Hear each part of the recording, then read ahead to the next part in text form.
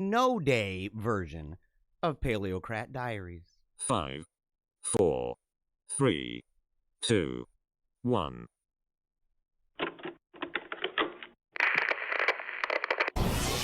They ain't never seen nothing like this before. Lit the room when I came through the front door. Ask me if I should overcome, what for? Train in the trees, please pardon my sycamore. Touch burning sands, cross lands, and stormy shore seasons in the year, yeah. Ain't no challenge for champions and chain no fear. Yeah, the champions, yeah. 5, All right. Oh, now, already causing issues. It's a snow day. It is a snow day. I'm allowed to make some mistakes. I made one mistake right out of the gate. Right out of the gate, man. I had the internal speakers on. I had the infernal speakers on. Oh, and it is a snow day. It is a snow day right here. Right? You're not I'm talking to people in the comments already, right? I haven't even gotten the comments up or anything, but I can see them. I can see them in real time. We'll show that here in a second. But it's a snow day here in Grand Rapids, Michigan. We're having a good time. All the kids are here. So the whole staff, right? We are not understaffed, which might be kind of weird seeing that we started very, very late. But it's one of those things. It's a price tag, right? A price tag to the freedom. Freedom isn't free. That's the way it goes. Freedom is not free. Ah, man. It's going to be a good episode today. And I got to warn you guys, there's a day coming. There's a day on the horizon. And it's going to be a big one, right? And I've been kind of hinting at this for a while. That there might be a day where you're going to have to simply go to Paleocrat Diaries in order to continue following the show. And I have a feeling, that it's going to happen. And not because I'm looking at the overlords and everything on social media and stuff saying they're coming at me, but because I don't care anymore. I simply don't care anymore. I'm not going to be meddled with in this way. I'm not going to be manipulated or silenced in this way. And I'm going to put myself on the line. I do all the time, but now more than ever to say I made a commitment, and I've done, let's give myself a B plus, right? A B plus on the idea of saying that I'm going to give it everything I've got, and I'm going to say what I feel is right no matter what. I'm going to give myself a B plus. But there's an effect on this, right? There's a chilling effect that says you don't want to get banned. You don't want to get in any trouble. You don't want to lose all the things that you've invested in and worked toward. I mean, think of where we started and think of how far we've come. Okay? Still super tiny show. To me, it baffles me a little bit. It baffles me a little bit. But at the same time, you look and you say, how did it begin?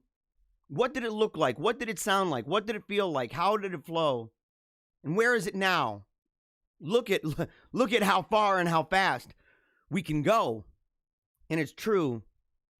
But the thing is I know the ending to this. I know the ending.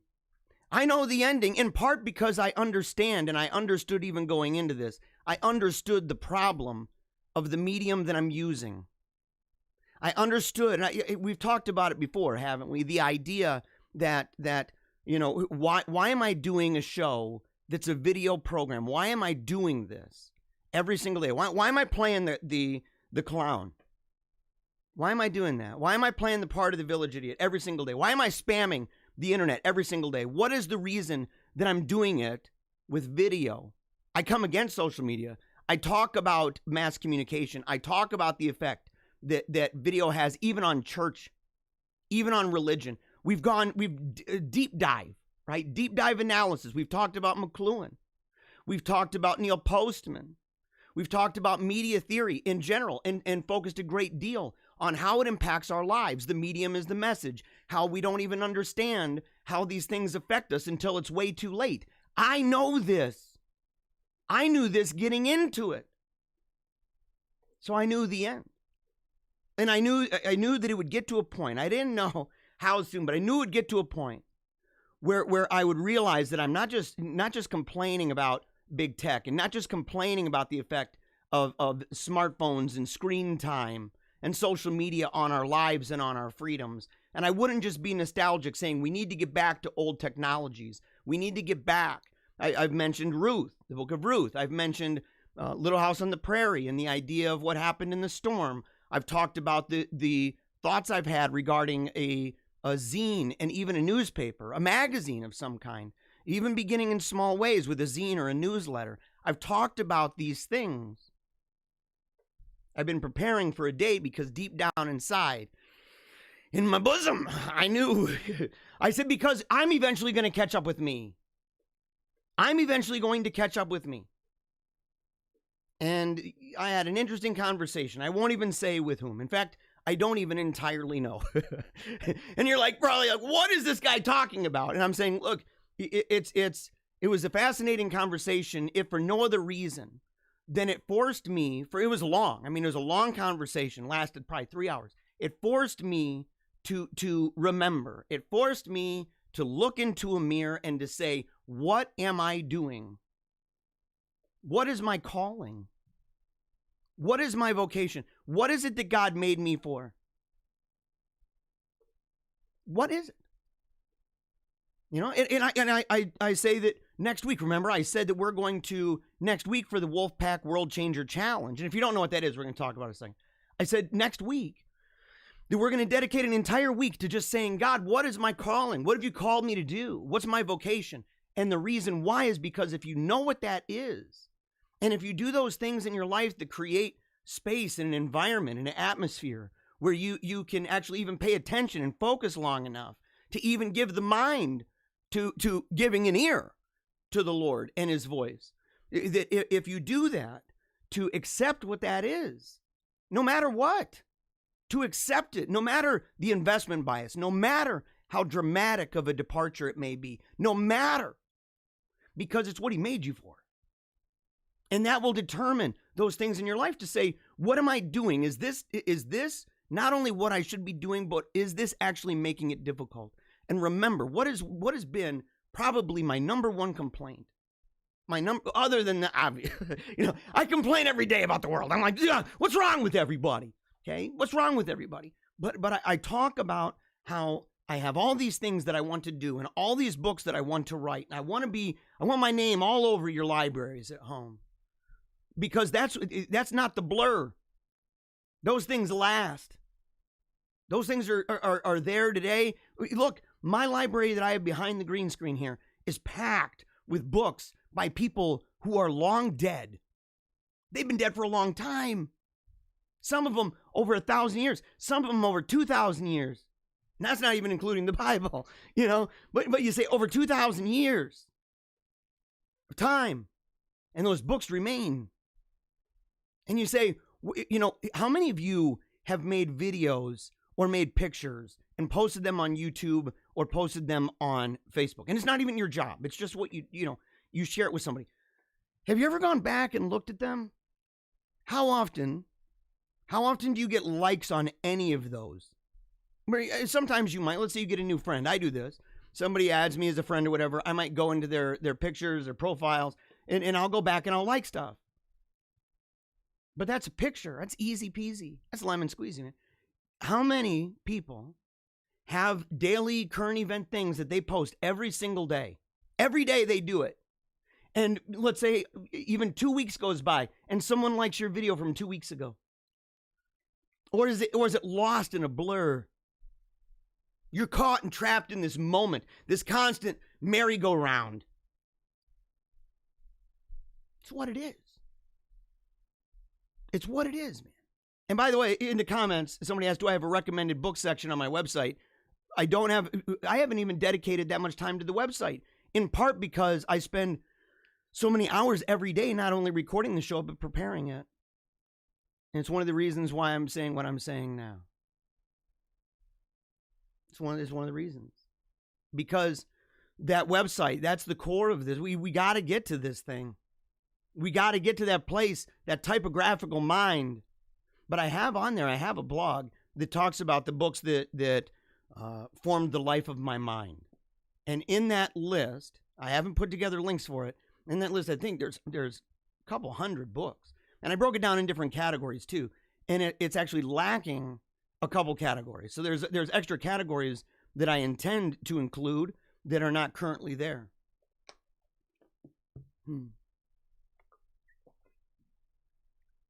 But the thing is this. Do you know what it feels like each and every day to pour your heart out and to give something everything you've got, to invest your time, to invest your talent, to invest your gifts, to put on a spectacle and a display, to give it all you got for what you say are ambitions and big things, big visions, big goals and everything else, and it's there today and it's gone tomorrow. It's gone. Ooh. Hold on. Get over here. This is my son Ambrose. Here, get in that microphone real quick. Say hi. Hello. Yeah, that's my son Ambrose. When I talk about, and I'll show in a minute. In fact, I'll just do it right now. Why don't we just go over there right now? Okay, I'm in the main. Let's see here. In the news. Okay. I'm going to go ahead and do the cups. Okay, do you see that bottom cup right there? The one that says Paleocrat Wolf Pack? He drew that. He made that. He's an artist. He's a writer. He loves things like acting and dancing and everything else. He's an amazing, creative young man. And he comes down, and I'm so proud of him. I mention him all the time. But I wanted him to stick here for a second because I just wanted to say that when I talk about investments that are here today and gone tomorrow, stuff that is just passing, right? It's drive-by. These shows, they're drive-by. This right here is an investment that's not. This is not a drive-by. This is what I mean when talking about trying to get to a place where we're doing things and investing our gifts and investing our talents and hearing the voice of God that tells us what our calling, our vocation is in this world, and realizing that we are creating monuments, testaments to his glory, and to the fact that we existed and we gave it what we got. Right there. He's a living symbol. He's a living image, an animated thing that demonstrates this to a world. When I'm gone, when I'm dead, and I hope it's a long time, right? When I'm dead, he'll remain. God willing, he'll remain. And it's the same idea with saying we need to take this notion and say he is in that way a gift. He is him and the family, my vocation as a father. And it lasts. It lasts and it grows. There's compounding interest. It grows and it grows and it grows and it grows, which is why we invest so much time. I love you, buddy. Love you too, Papa. Get out of here. Get out. I love him. My whole point. Love you, Papa. I love you, buddy. My whole point of this is that I look at it and I think about this, and it's not a one-time thing, right? It's not a one-time thing. This is something I've thought about for quite a while, and in fact, as I said, I've known it's coming. That there will be a time where to know me and to hear me and to see me, you must read me. And that it's okay to fall into a void, to stop talking into a corner and seeing yourself on a screen. I've said it before. You know what it's like to be in a room where the only way that I know that anybody's even tuned in right now, and I've watched the numbers drop since I started. I can see the number of people watching, and you can see the number of people losing interest when talking about what? When talking about getting beyond just simply being entertained like some monkey with cymbals. I'm not a freaking monkey with cymbals. And I know you guys don't think so. I know that you don't view me this way. But the fact is, this is what I'm doing. This is what this is. For all of its depth. And I know people would say, well, that's not true. And I'd say, unless you can talk to me about mediums and messages, unless you can do this, there's certain kinds of conversations that only make sense to those who understand why in the world do I have the lights? What's the difference between digital and pre-digital? What are you seeing right now? What are you hearing right now? And what does the effect of this camera have even on the person with the message?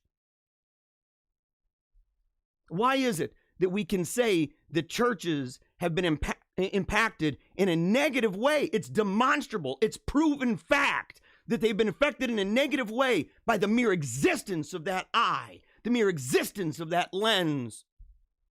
It's a proven fact. It's not even debatable. It's been known by people in my line of business since what, the 80s? There's been enough data coming in. And yet what does everybody do? How many pastors and churches are salivating and panting, trying to get more numbers, these fake, phony numbers? Trying to get little likes, trying to get little hearts, little huggy wuggies or little laughy faces. While the world around them is literally going to hell, while their churches and their families and their kids are going to hell. And what do they want? They think doing the same thing over and over and over is going to magically somehow make it better. It has failed because people like me didn't stand up and scream louder and say, no, this is not the way it works. This is not the way it works, and not everybody's going to understand, because we live in a world where everything we've known around us has just, like I said yesterday, materialism, naturalism, rationalism. It's the water that we are in. We're fish in water. We don't even think about these. We just assume them because they've been around us our whole lives. Like, we know what this means, and maybe people get confused because, and I'm sorry, I'm right out of the gate with this. We're going back. Hold on a second. We're going back to the main. We're talking right now. We're talking. I got some funny stuff to do. We got some funny stuff. Don't get me wrong. But we got to talk. That narcissistic side of me says, I want you to see me for a second.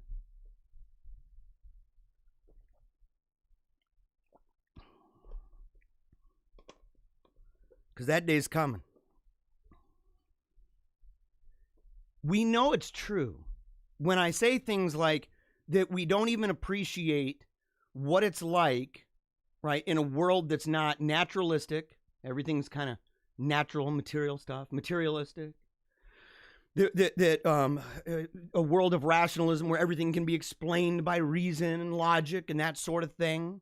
Scientism, the scientific religion, all of this. We don't really understand or appreciate what it's like to not live in that, because everybody watching this has lived their entire life with it. But we do understand, many of us, if we're at a certain age, we do remember what it was like without it, without technology, for example. Like I've talked about what it was like growing up where you didn't have the internet or where you had a phone on the wall.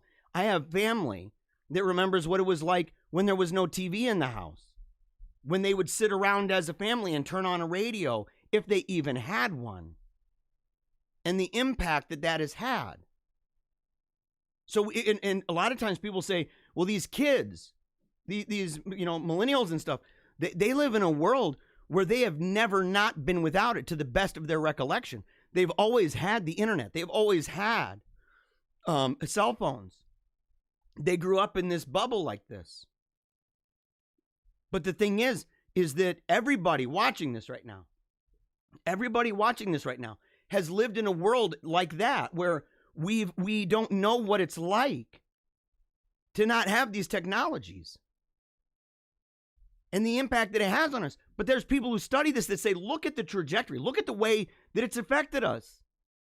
I showed early on, didn't I? I showed a bunch of images of people like in a church or outside at the public square, and somebody's standing up and individuals are looking and stuff as they're talking. And then I showed families where they're reading books, where the family is looking at the person talking, reading a book. And then the next one was a radio where people are still generally kind of around and they're doing their own thing, but they're able to listen to that disembodied voice, that angelic voice that doesn't have a face or a body that they can see.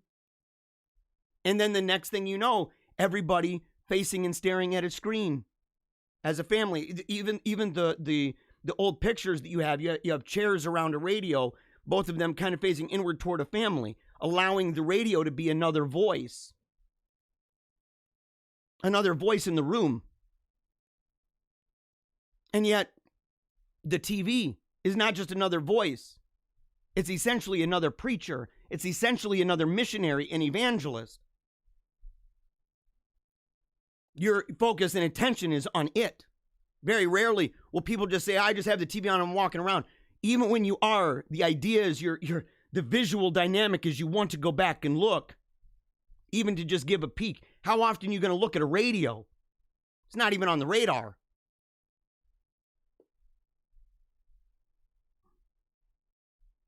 But it's completely changed the TV, the idea of facing the screen. And now, so the setup of the room, the setup of the living room, where the couches go, the centrality of the device in your home. Like, I thought about it. I said, man, it drives me nuts that inside of my house, I got a nice TV, that inside of my house, you walk in and the very first thing when you walk into the living room, you can tell what is the central focus of that living room.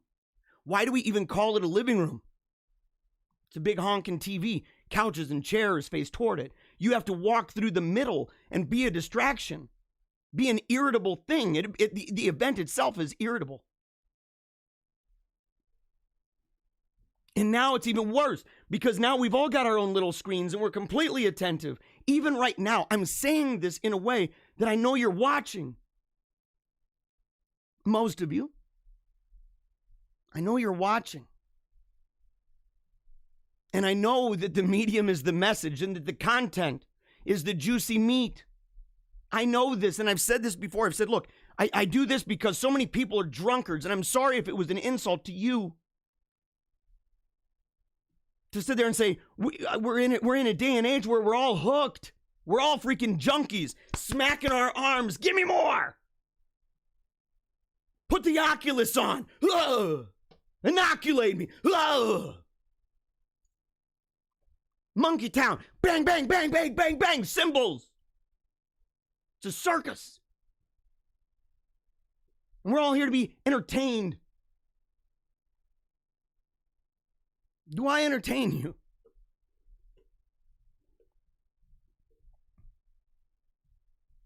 Again, and to look even on the screen, I see myself, and again, the numbers. You sit there and you're like, man, look, we're talking about things that have had a deadly impact without us even knowing it. The vast majority of people don't even think about it. And when they do, they're more wrapped up in the experience of it. And they'll go on to another video and another video and another video and another video until their eyeballs are melting out of their skulls. Do you hear me? Does it matter? What does this do? One day you will, in order to see me, in order to know me, in order to hear me, you will have to read me. But I promise you, I'll give you a lot to read. I'll give you a lot to read. And I hope, and I gotta believe that when that day comes, and it's coming like a freight train, I can hear it already. The smoke is rising in the air. And the rails are shaking and trembling, and all of the nails shaking and trembling on the ground, the stones. I don't even have to put my ear to it anymore. I can feel it. And it feels great.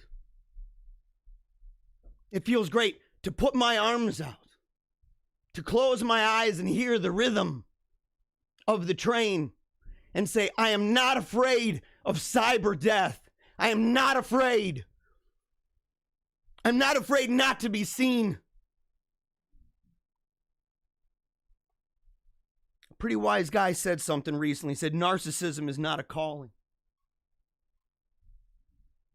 We were not called to sit there and look out into the river Styx and stare at ourselves. We were not called to this. And look, people may disagree. People may disagree. In fact, in the comments, Maya, she doesn't, I don't think she disagrees. She says, you don't entertain me as much as you stimulate my mind. I keep coming back because you force thought, a rare thing in our digital world. It's true, but there's a price tag. There's a price tag to this. It's like a needle in a haystack. Or it's like finding a diamond in a massive mound of horse crap and saying it was worth it to take the dive, knowing that each time we do that and we take that dive, it's not a surprise. It's not a surprise to people in media theory. It's not a surprise that number one, we'll find something that's the hook. We'll find that diamond in the rough, right? But at the same time, if we start to look at our phones and we start to look at our lives, more apps build up, more channels on more apps, more posts on more apps, more groups on more apps. All of these apps, all of these groups, all of these pages, all of these channels, all this stuff, more and more and more and more and more and more and more and more and more. And they make it easy because they say, well, just drop it into a different folder. But now we've got folders upon folders. Constantly having to delete stuff. Not even remembering, when did I don't even remember that. I liked that group, but I don't remember that. It all builds. And the thing is this even the best mechanism in order to get this message out? Or is my admitted and fully aware hypocrisy on this? And again, I don't know if people really took me seriously when I said I do this kind of thing because the world's a bunch of junkies. If you think that the bar is bad and nobody should be in a bar getting wasted, but everybody is in a bar getting wasted, how do you get the message in there unless you go in the bar? That's what I've said. That's not a compliment. Not a compliment to anybody. I'm not coming at anybody specifically. I'm not like, oh, you person. I'm saying this in general, that's exactly what this is. And we're all a bunch of junkies. And we all complain. We all lament. Oh, man. We don't even fully appreciate or understand why it is that we get so anxious. Why are we so paranoid? Why are we so awake at night? Why don't we get sleep? Why are we so freaking fat? Why is our house so dirty? And that's not to say that everybody was super buff and eating healthy and stuff when there wasn't this kind of thing in the world. Or fat people forever. Laziness is a thing. Sloth is a real deal. That's why it's in the Proverbs, right? It's not like Solomon was telling people to shut off the TV. But some things make it supercharged. Some things make it terribly, terribly worse. And so to sit there and say there is an actual difference. I've said repeatedly, we need to get back to the typographical mind. It's okay to be an oral culture, but even what I'm doing, while it has a dynamic that is oral, people don't understand. I won't even get into it right now. People don't even understand the fact what digital means. What digital communication, electric speed to all of this. They don't even fully understand. They say, but you're talking and I hear you. I'm in a room and you see me. Is it me? Is it me? And what exactly are you seeing? Maybe more importantly, where exactly are you seeing? And I'm not talking inside of your room. I'm talking your mind.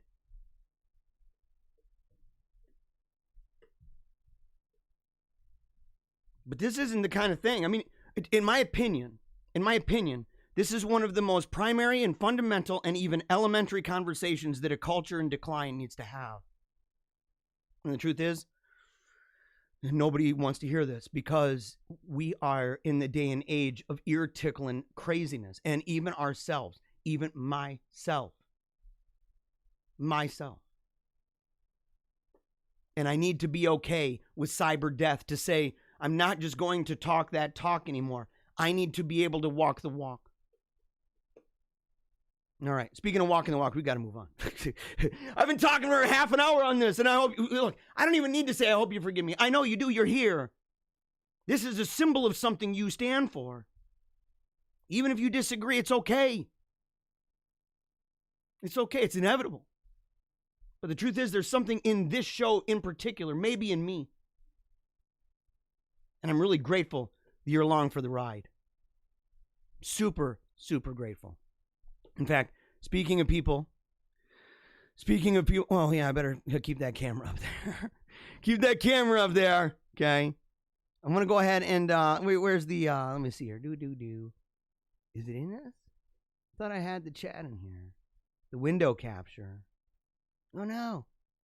I've got all these different things in here. I could have swore I had it. Where did I put that? Yeah, I may have to go back to the previous screen here for the window capture. Yeah, that's what we'll do.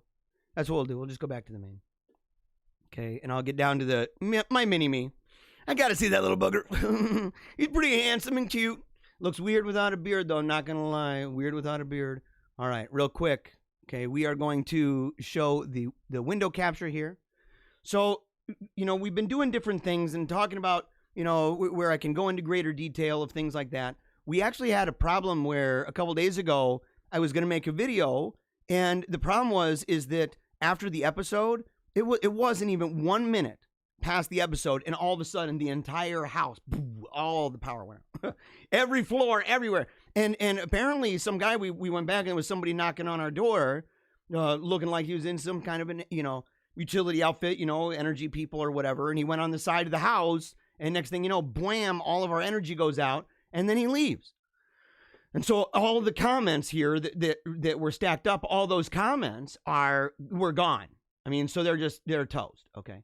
So I felt really badly about that because I only had, a handful of comments that I was able to screen capture before that time. We're still going to do stuff like that, but today I want to go ahead and I want to start doing more where instead of showing it live, if you comment, I'll try to engage live. I'll keep one of the parts here open, and that way I can see it. But, we're going to try it. We're going to experiment because I want to be able to dedicate that time off the show to things that are longer lasting. And the truth is, I make these videos, I spend hours on it, and I end up posting it. And there's 10 people that check it out.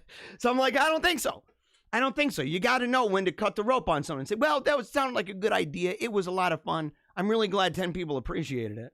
I'm really grateful for that. But, you have to know where to invest wisely. Where do you get diminishing returns? Where are you going to get that compounded interest? Where are you going to get that? And so we're going to still work with this. I'm going to engage with you guys in real time today, though, okay? And not to go back and forth in the comments and scroll around, but I'll keep it up in that way. So make it good, though. Make it good, though. And that way I'll hit that up. So, okay. Bethany says, hello, darling. Well, hello to you. I appreciate you, by the way, big time. One of the people I'm most grateful for, in fact. You are a superhero on this show. You're definitely a diva. You're one of the Paleocrat Diary divas. You are definitely one of them. In fact, you might be the diva for Paleocrat Diaries. You're always first in line. Oh, you're really good. So you said this is not a snow day. What a joke. It's not a snow day. Barbara has a real snow day. Okay, you're talking in Wisconsin. How much snow did they get in Wisconsin? And yeah, you're right. You're right. I think though that because we're not getting much snow so far this year, that they're just making exceptions for certain days and going, well, they're using the extra days that they've got. So, all right. Hello to the tried and true pack leader. Ow, to the pack. How's that challenge going? She's talking about the Wolfpack challenge. I'll say that in a second. Just only briefly. I talked about it way too long yesterday. Kind of went into some weird details. I've had a problem with that. So for a long time, most of my life, I'm like, what's going on with that? But the challenge, it was one of those things where there were a couple areas where I didn't do very well. Okay. But there were other areas where I did. And it was awesome because that examination of conscience was in fact part of the reason for that first half an hour of the show today. And it was providence, in fact, that my mysterious and elusive friend that he called yesterday. And so very, very grateful for that. But you got to keep going. That's the whole point. We're like, look, we're a Wolfpack, so I'm glad you checked in. And if any of you don't know what it is, you can find out, go to Telegram. Okay, it might be the only social media platform that I keep open in the future. It's going to be one of those. I'll still keep open YouTube and stuff like that so that people it'll have the collection of things that I've done for best of. I would like to create some DVDs for primarily entertainment, but also for enlightenment purposes. I'm the enlightening monkey with the symbols. I'm like, people are like, he's making a good point. He's entertaining, but he's making a good point. But that's the deal for the challenge. So Rachel says, good morning to all. Good morning to you. Really glad to see you. TRN/, will you be on Gab or SP3RN? I thought that we're already, at least Holy Faith Media is already on SP3RN.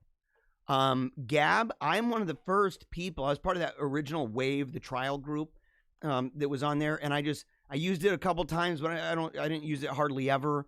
And it was worse when it was off the App Store. I was beholden to the convenience factor, and so it was one of those things where it's like, well, it's not as easy. I have to get on a browser, and I got to do this and do that, and so we'll talk about that a little more today.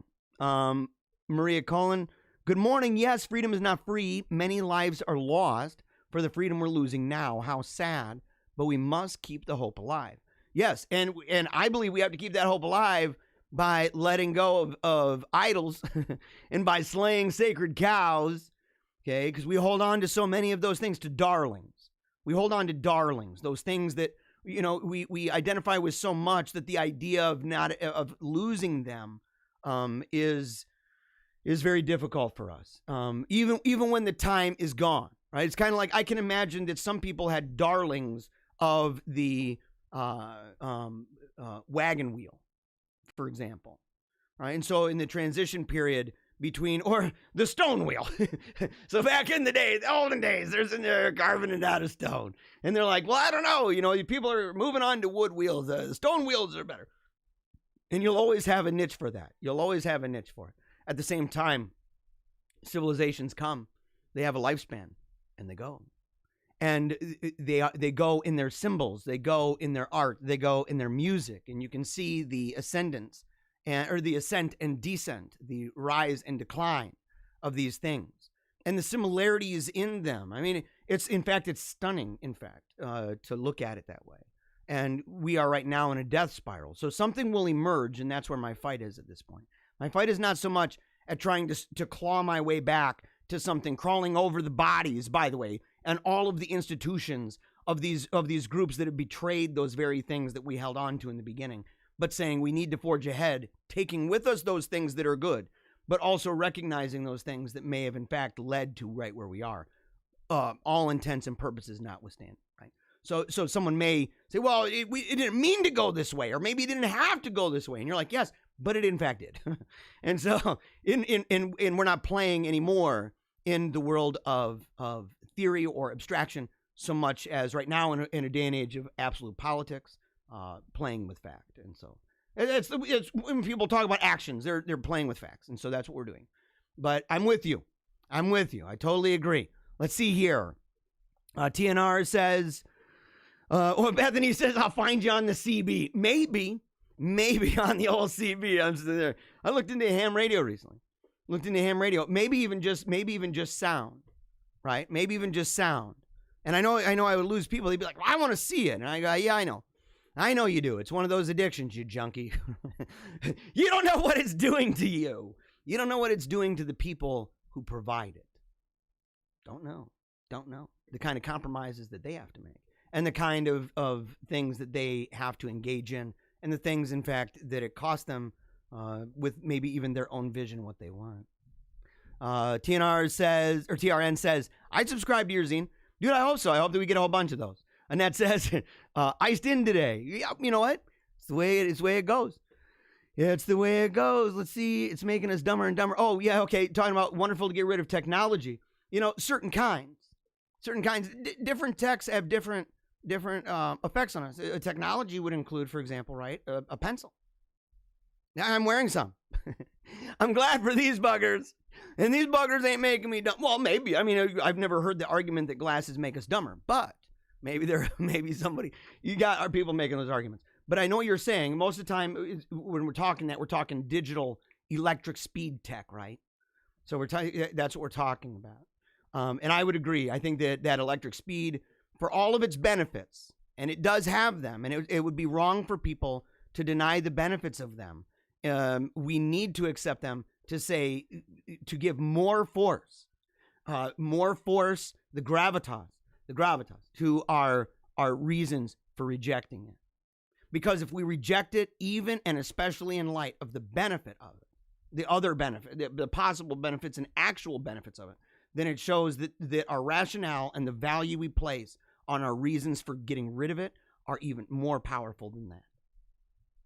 Even if it's taking a cut, even if it's taking it so that you don't reach so many people, That's true. We gotta talk about what Reach is. Let's see here. All right. I do miss the look of the library dungeon. You do? I don't. I don't miss the look of that. I don't miss the look of that. The library dungeon. Oh man, it's totally true. So okay, let's see here. That cup is my favorite. Good job, Ambrose. Oh yeah. The start each day with a great. Oh, the cup that he made. Yes. It's a wonderful cup, isn't it? I'm like, he brought this down. But yes, he's a very talented guy. Super talented. In fact, I've got some books that he's made, some ones with illustrations. In fact, I'll have to share those. We'll have to maybe even, put them on sale. Something cheap, make it cheap, right? Or make it come along with some other sales that if people buy one thing, you get a special. They're short, but he's really good at it. He loves doing those flip books too. In fact, that's what he wanted for Christmas. Or his birthday, he wanted flip books, a light that goes under the paper so that you can see properly for keeping the art as close to the former page as possible, former frame. And so he has that, and he's got really, really great markers, drawing markers. So it's awesome. It's absolutely awesome. Let's see. How on earth could anyone leave right now? Leave what?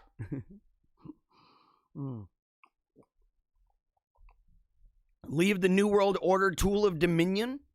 Leave the Leviathan that has literally scraped so much information about you that if I wanted to see your house, I could just go online and look at it? I could know the names of your children and the ages of your children? Yeah, no. No. Get out of here, man. Whoa, bro. We got to go. Get out. You got to run, guys. And like I said, it's one of those things where I made fun of people early on who they thought they were being real clever when they were like, the situation with www, you know what that is, don't you? And I knew what they were getting at. They're into, numerology, stuff like that. Bible code. That's when the Bible code was around. And, the Vav, the letter is also serves as a number in Hebrew. And essentially it's 666, And so they were like, World Wide Web sounds a little Antichristish. And I'm like, oh, yeah, that's, I'm like, I don't believe that. And I'm looking down, I'm going, dude, it's the Antichrist run. We got to go. We got to get out of here. And I'm like, how did those people know? How did those people see it from a mile away? Sometimes, man, it's, it lays the wisdom of the world to waste, doesn't it? Sometimes it does. And look, the truth is, God is able to communicate even through a donkey. And so you're able to say, and I'm not meaning to buzz. They're my friends and stuff. But it's not the vehicle you'd imagine. It's like John the Baptist moment. You're like, oh, the guy, eating locusts and honey and stuff, that dude. He's the one telling you that. I don't believe it. And then people later are like, wow, they're coming for your kids. They're coming for all your information. They want to manipulate what you think. You got to go. We have more reason now than ever to go.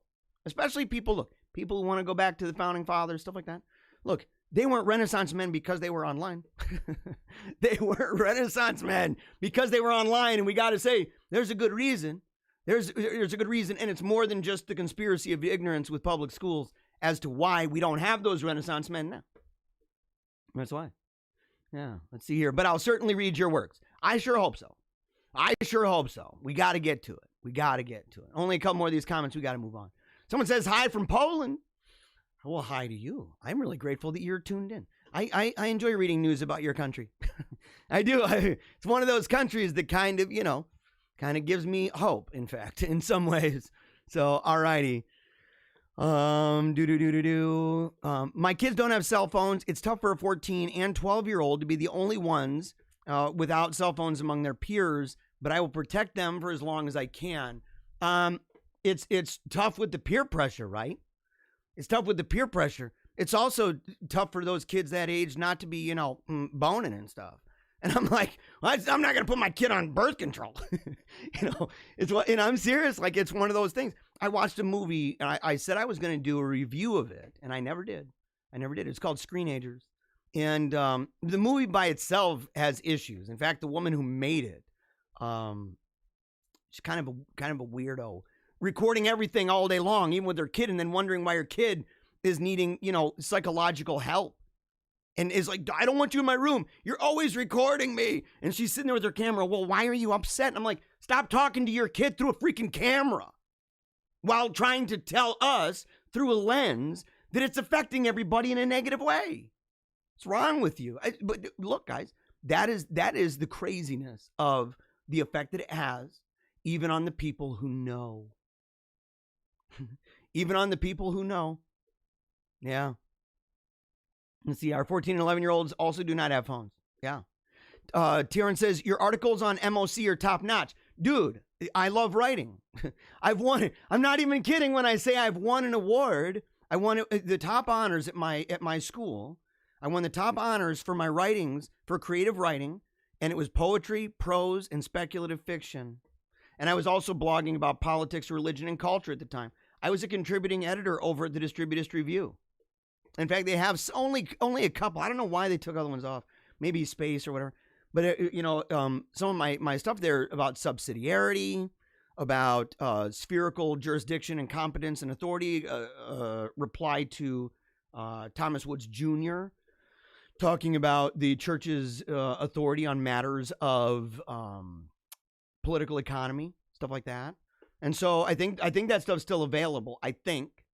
And you can find that over there. But I appreciate it. And look, if people haven't read my work, in fact, I'll look it up right now. Hold on. I'll look it up right now. Meaning of Catholic. Okay. Meaning of Catholic Jeremiah Bannis. There we go. I've only written two things. And you know what I'm going to do? I'm going to copy this link and address here. I'm going to put it in the restream. Okay. The blinding light of darkness. And that is kind of a wild, fantastical thing. This one right here is To Live and Die Beneath the Waves. If you want to read this, you're going to need some tissues. Beneath the Waves. And there you go. Yeah. So right there you can see I've got a couple pieces here. I've got other ones too. I should share, but I'm not going to go scrambling around looking for those. Spectacular Unfortunate is one that maybe I'll look for during the break.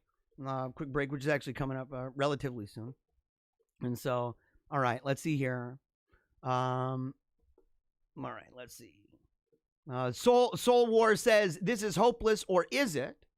Solar says, I want my life back. It's true. We need to get our life back, don't we? We need to get our life back. And what's my Telegram channel? What do you think it is, man? What do you think it is? It's Paleocrat. It's Paleocrat and it's Paleocrat Diaries. That's what it is. And so if you want to follow Paleocrat Diaries, Paleocrat Diaries, but I think it's just Paleocrat is where you can mention me. And I've also got the Wolfpack Chat. And that is Paleocrat Diaries Wolfpack Chat.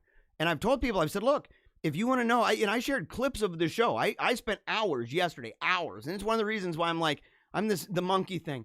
Because, and the investment is, because I spent hours trimming down certain segments of the show yesterday that I thought, hey man, these, kind of riled up, one about Kaepernick and the whole Betsy Ross flag fiasco and how is it the White House, stuff like that, or why nobody loves Kamala Harris's husband.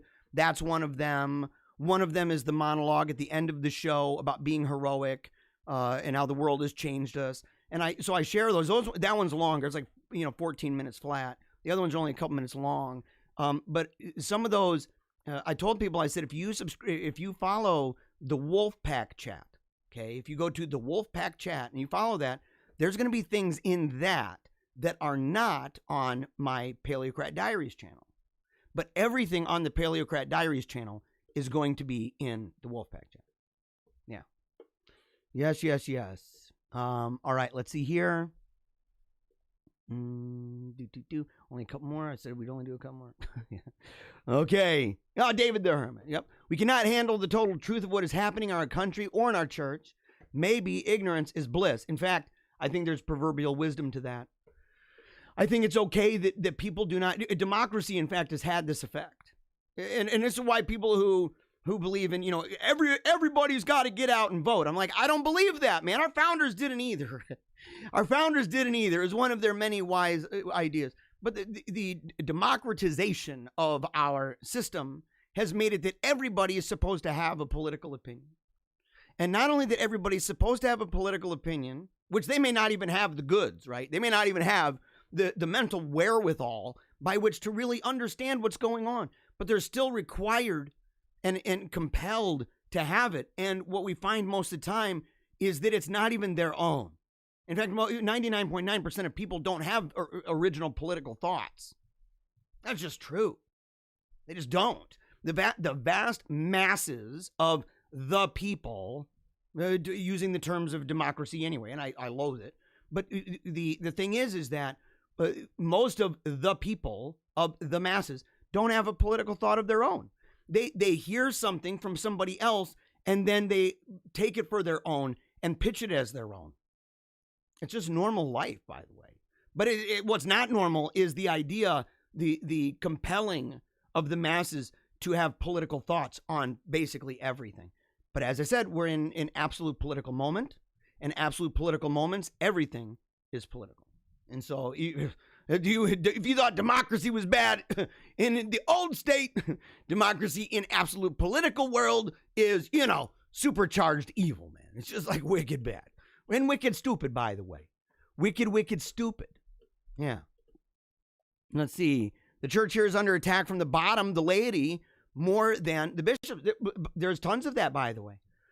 I think you're right. I think it's a weird combination of these things. A conversation yesterday about maybe even some of the reasons for that, and not to get too technical, but the idea of the grappling with Marshall McLuhan's ideas, even at Vatican II, with the notion of grounding and the laicization of so many different fields. In fact, a lot of the groups that I'm with, Meaning of Catholic, others, Taylor Marshall, these are lay apostolates.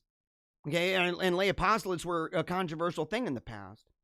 That's one of the reasons why Saint Jose Maria Escriva was so controversial. And I was almost gonna say Escriva. It's Escriva. But it reminded me. I mispronounced yesterday. I was joking around. I was like, I was referring to somebody in the comments section as Agnus Dei. It's not Agnes. It's Agnus Dei. I've always heard it because in my kids, they study Latin. And so this is one of the reasons why I say to support my work, is that my kids help keep me on track with some stuff. I've always heard it when people sing it, okay, in church. I've never gone to school for Latin, anything like that. And I've never been part of the choir that is taught that. And so when people sing it, I've always heard Agnus Dei with an emphasis on the G. Now, my kids say, well, there's Magnus and Magnus. And they say it depends. And they said, but the way that they would say to speak, and they said, but it really, in America, it wouldn't necessarily, you're going to have that. And so, yeah, you can be critical of me. And yes, I may have pronounced it Agnus instead of Agnus. Okay, I hear you. You guys are good, right? My kids confirmed it. You guys are good. You guys are good. I don't mind saying if I messed up on something. It's just the way you got to do it. It's the way you got to do it. Yeah, Catholic media shared the blinding light of darkness. I don't know. Who was that, me? No, I shared it on Restream. It should have gone everywhere. It should have gone everywhere, bro. I hope so. Maybe not. Maybe not. We'll see. Let's see here. Phil Morgan, hello from Denver. Hello to you, buddy. Hello to you.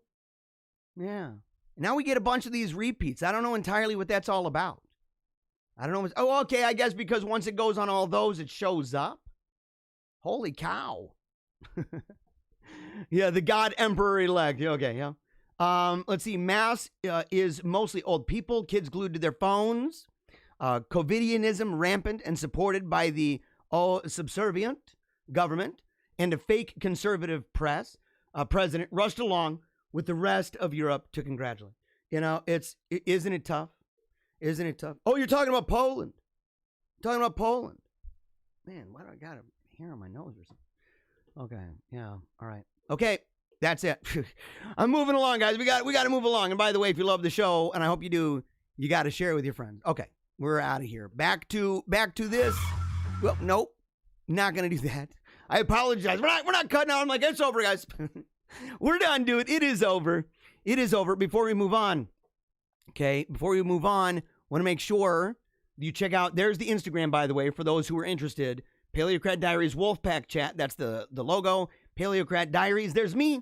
There's me as a little guy. Can you tell? You know, I kind of wish that I could still do that page boy haircut, you know? I had that page boy haircut. Loved it. Loved the page boy.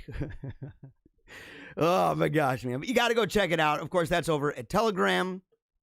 It's over at Telegram. Let me see here. Let me make sure I got it a little bit down.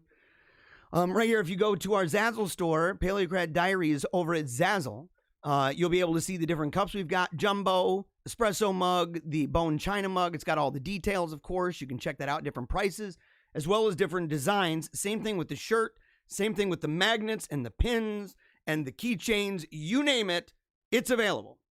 Okay? It's available. And so that's just the way it is. So you got to go check it out. You can get it in sweater. You can get it in baseball jersey.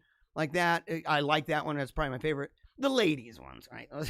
Those are not on me. I'm not wearing the ladies ones, right? But you know, the ladies, we got, and by the way, boys, we have to fess up to this. The truth is, I know the analytics, and I know that this show is probably 75% chicks, dude. It is. I don't understand it. Maybe they'll turn off because I shaved my face. You're like, he was manly before. And now he's looking, you know, weird. He's looking like that. What is his name, man? What's his name, dude? Is it Doc Bullfrog? Doc Bullfrog, man, from Emmett Otter's Christmas Jugman. Or Jugman Christmas, whatever. Emmett Otter, which is one of the greatest Christmas movies of all time. If you haven't seen it, you got to look up Doc Bullfrog. You got to look it up, man. You got to look it up. Okay, so all of that thing, make sure, again, Zazzle, you can find that. And so here we go. We're going to talk real quick. We got only a couple fun stories and we're moving quick, okay? So I went through some. Staff went through some too. Said, here's the ones you got to do. First one, me at 2 a.m. figuring out how to fix my life tomorrow. I am that way. I'm that way. I've gotten the advice of someone who I have a lot of respect for. In fact, admiration, right? Total admiration. Adore this person that it's wise to turn off the Wi-Fi at night. You know, I'm wondering if that's just from the phone or if it's the Wi-Fi in the house to just unplug that bad boy in the morning, plug it back in. You know, I don't know. I don't know what it is. I got to ask. But the idea, man, up at 2 o'clock in the morning, I know what that's like. Yesterday, that conversation I had, it went to like 1. It was pretty crazy. Pretty crazy. So, okay, let's see here. Me the next day. Yeah. Trying to figure out how to fix your life and then you're lazy. Is it? Are you saying something to me? Is that what you're doing? Are you saying something to me? Are you accusing me of that? No, I don't know, man. I hope not. Although I feel that way. Well, it would be on one of those, but with the computer scrambling to try to edit stuff to then post it, to then cry myself to sleep and say, why am I doing this? My house is a wreck. My time is draining like sand between the fingers. And what am I doing? Well, I better edit this thing so I can share it on Facebook. Freaking stupid, man. Freaking stupid crap. I got to just get out and enjoy that sun. I got to get out and do the walks, man.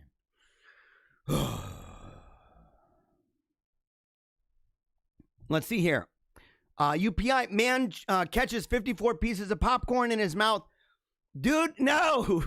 A pair of Idaho men broke a Guinness World Record when one used both hands. That's all it took. Both hands. To throw popcorn that the other caught in his mouth. So this is his protege. This is David Rush, by the way.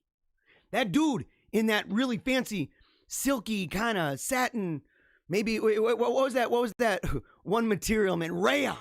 I bet he's got a rayon shirt. Man. It's got his name on it. It's all fancy, dude. Lifestyles of the rich and heinous. It's what it is. With old Robin leech the lifeblood from you because of all of the fame and fortune. This guy, he's broken what, man? 120 bazillion records. And now he's got an apprentice. And the apprentice has figured out the shtick. The apprentice is sitting there going, oh, well, what is the, what's the record? Well, maybe 50 pieces of popcorn in 1 minute? I mean, that is relatively impressive. It is, I would be nowhere near that. But at the exact same time, I'm sitting there and saying, oh, he decides that he's going to break the record. And how? He's going to break the record by using both hands. He's like, oh, that was one-handed. I'm going to do both hands. This is a shtick. Come up with something new, man. Come up with something genuinely new. Because this is just crap. And anytime I hear a pair of Idaho men, well, now I wasn't that way before. It used to just be Idaho man. Remember that? It's changed, guys. It has changed. Let's see here. Moving on. High-tech loos that say hello. What? Warm your bum and glow in the dark become a lockdown hit. Do they really? No, well, warming it and stuff. But it would need to have that. What do they call that thing, man? Where you get to put your feet up a little bit. They have that one commercial with the unicorns, the pooping rainbow stuff. What is that called? Squatty Potty. The Squatty Potty. If they connect with Squatty Potty, this is going to revolutionize everything, guys. I've actually met a couple people who have a Squatty Potty. I never tried it because I have a pretty hard rule that if I can help it, I am not going to go number 2 at somebody's house. Like, I hope that's not too much information. And people are always wondering, like, Jeremiah, he's over in the corner kind of, doing a dance and stuff. And you're like, I'm just practicing. Practicing what? Giggles. I gotta go, man. I gotta go. We'll just go to the bathroom. No, not in your house. Not in your house. I've done that before. And I really it's not cool, man.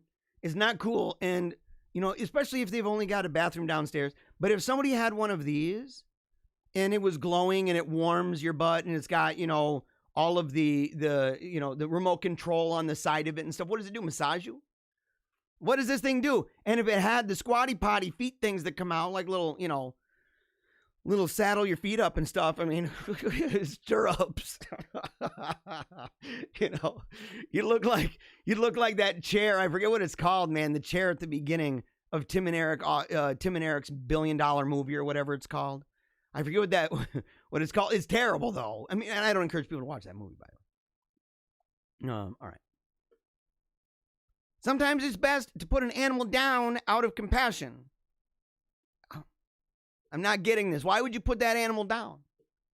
Why would you put that? That's a huge freaking pause, brother. Holy cow. Let's see here. Hold on. I'm not seeing something. Hold on. You guys, what's going on here? Dude, that's not, that's a furry. Oh, that is a furry. That's a person. Yeah, yeah, okay, sometimes it's best to put an animal down, out of compassion. You're going to get me in trouble. They're going to be like, you're promoting violence. And I'm like, that's kind of begging for it. I don't know. I'm not promoting that. Don't misinterpret me. Don't misinterpret me. There's no dog whistles with this, okay? We're just having fun. Just having fun. If I ever find out that one of the listeners to the show is like, I went, they're connected in some way to some riotous thing involving furries and stuff, I'm going to get mad because then they're coming after me and they're like, dude, you're telling your audience. I'm like, no, I'm not. I'm not doing that. You guys are sabotaging me. You're sabotaging me. It's what it's all about, man. It's all about sabotaging your boy. But you know what? Again, I'm not afraid. I'm not afraid anymore of cyber death. Just not going to be afraid of cyber death. Okay? Because it's bound to come. Whether by the overlord or by myself. And if I have to change in order to stay with the overlord, I'm going to fall on that sword. Quite proudly, in fact. Quite proudly. I'll put my arms out as that train is coming to blow me into a bazillion pieces. And that way I can say that I am now everywhere all the time. Splattered all over the place. Ain't no stopping me now. penetrating deep down into the earth, causing the soil of the cyber death to cause fruit to rise up from the ground. You gotta love it. And by the way, we're gonna do this. When we come back, we're gonna howl at the sun. I had somebody yesterday tell me, another person, it was like, oh, you and your howling at the moon stuff. I'm not howling at the moon. And they're like, and the wolves, that's a bad thing. They're bad guys. And I'm like, dude, do you not believe in the millennial transformation renewal of the natural order?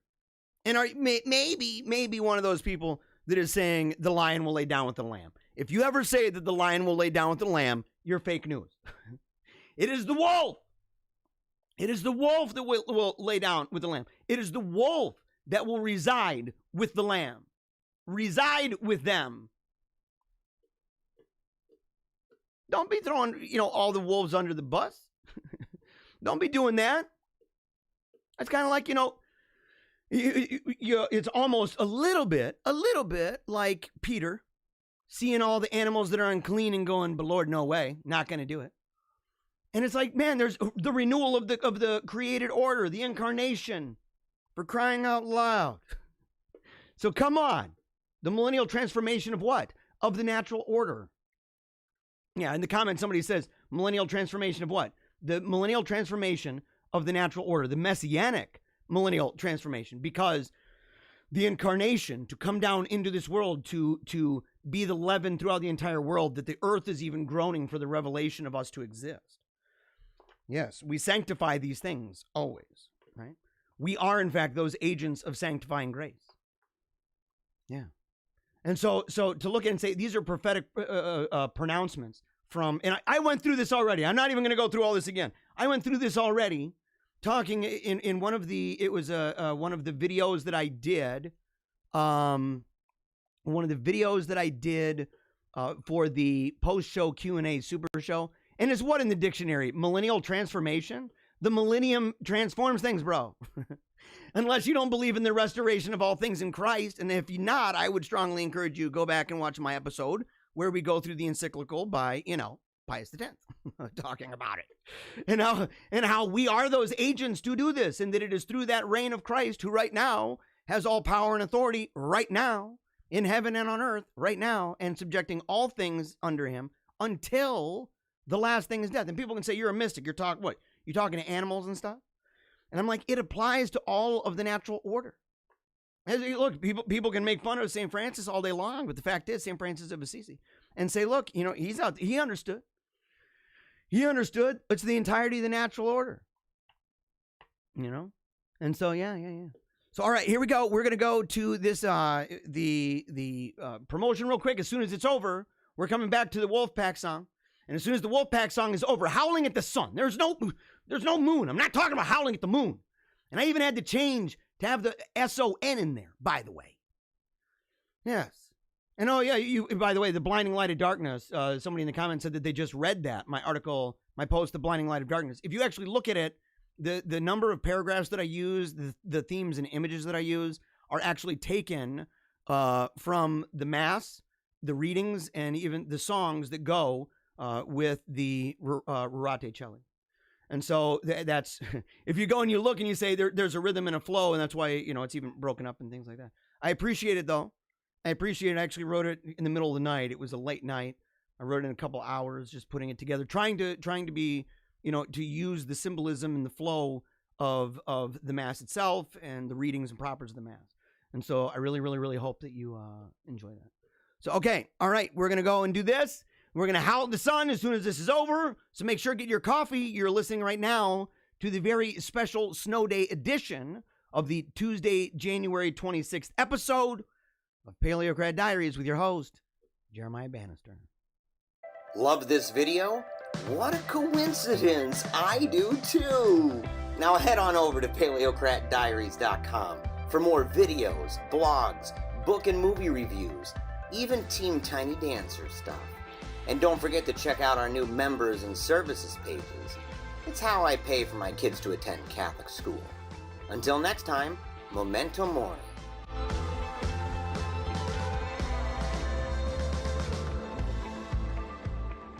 All right? I hope you got that coffee. I hope you're pumped up. I hope you love the show. I hope that you know that we're excited for God. We're taking a knee for Jesus Christ. Never give up. Keep on smiling. And remember, you're going to die.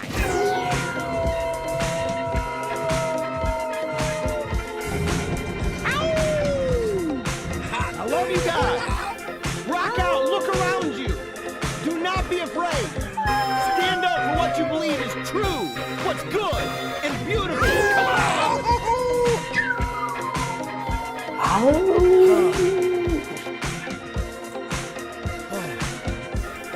We got this. We've got this. We were made for a time like this.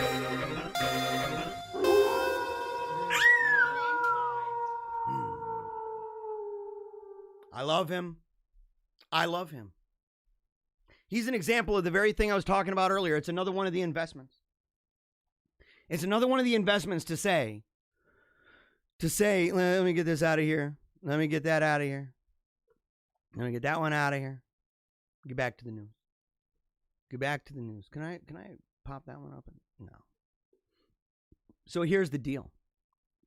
Here's the deal. Oh, and by the way, just as a reminder, we're talking today to the people in the comment section. Okay. We're talking to the people in the comment section. No more of this is spending so much time on other things because of what we're going to talk about today. Okay. And just as a reminder, if you did not hear the beginning of the show, then when this is over, I really encourage you to do so because the train's coming and my arms are spread out wide, waiting, right? Proudly, excited, anticipating, longing for the moment where that train of electronic death, that train of social media non-existence slams me in the chest. Splattering my guts all over the place. I wait for the day. I long for it. It cannot come fast enough. But I got to be careful. You have to wait because, you know, there's timing and everything. I don't want to be hasty. I'm not going to just jump out and say, well, I'm out. I'm done. It's all about, you know, the rebirth of this. To say, look, even in the death, what is the death of this? Boom, splattered in a billion pieces. Bwam, you're completely decimated. Parts of you spiraling all over the place, caught up by various winds.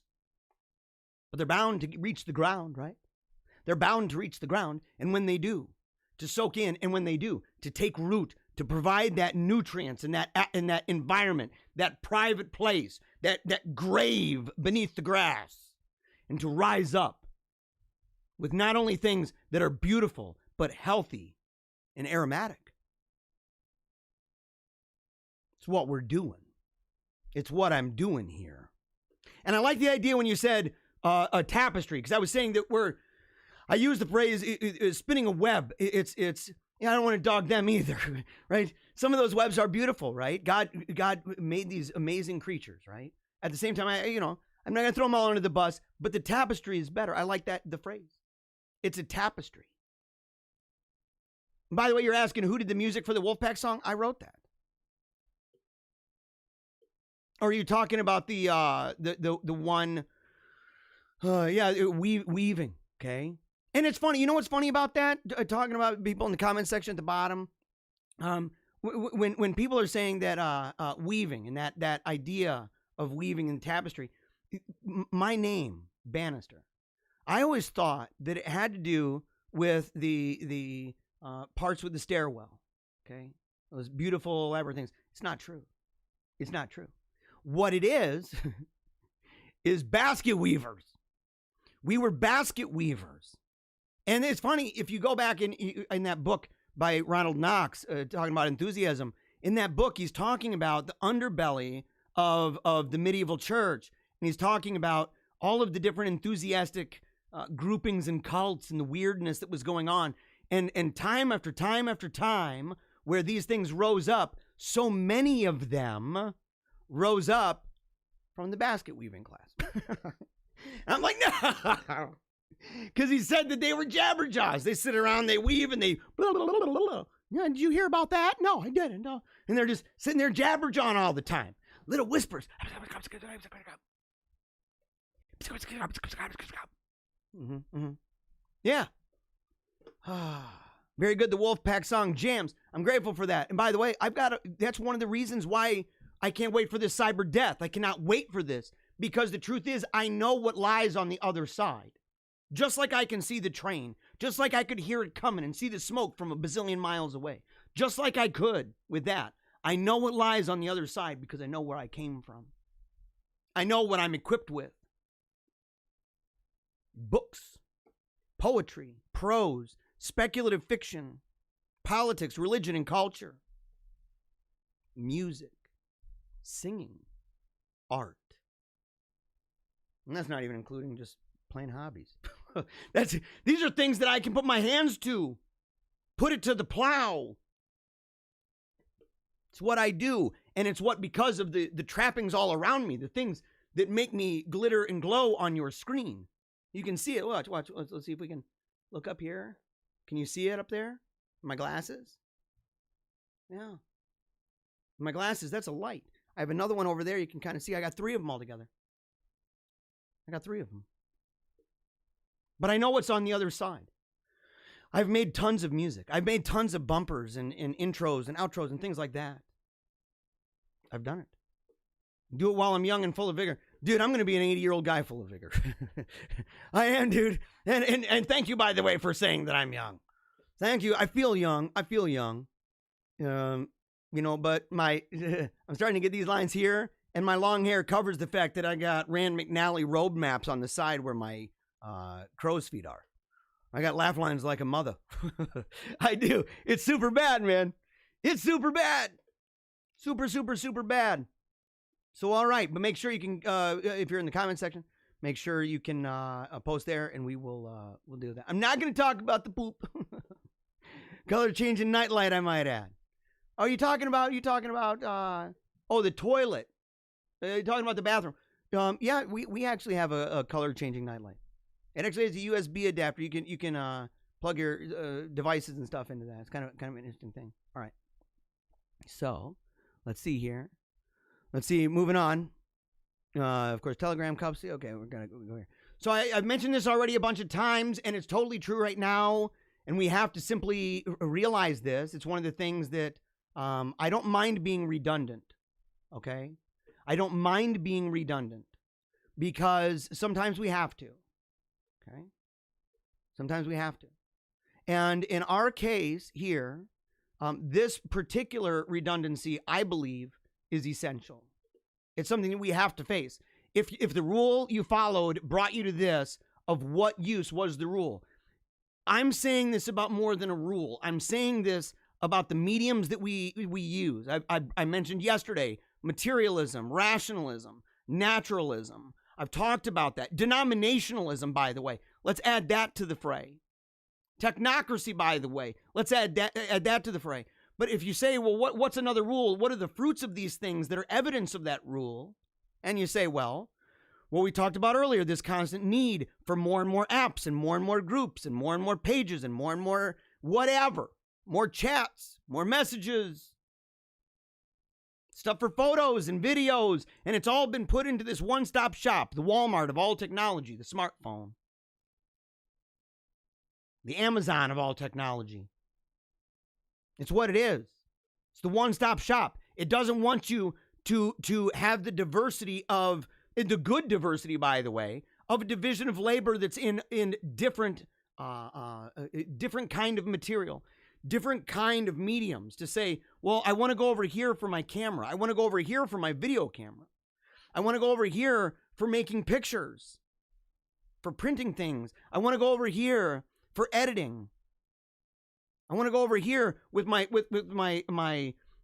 contact book, right?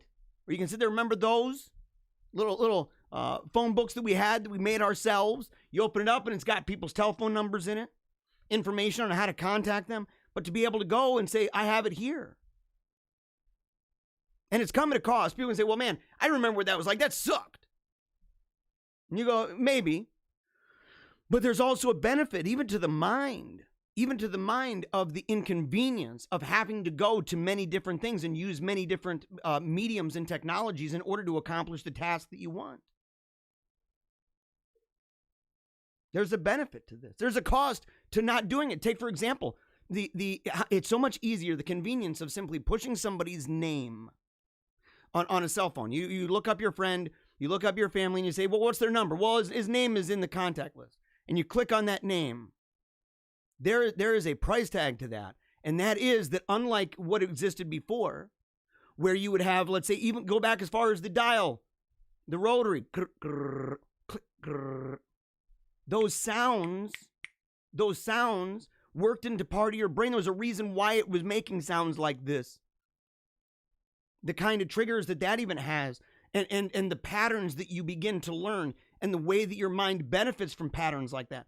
It's much the same reason or similar reasons to why there's a benefit in the mind to writing in cursive.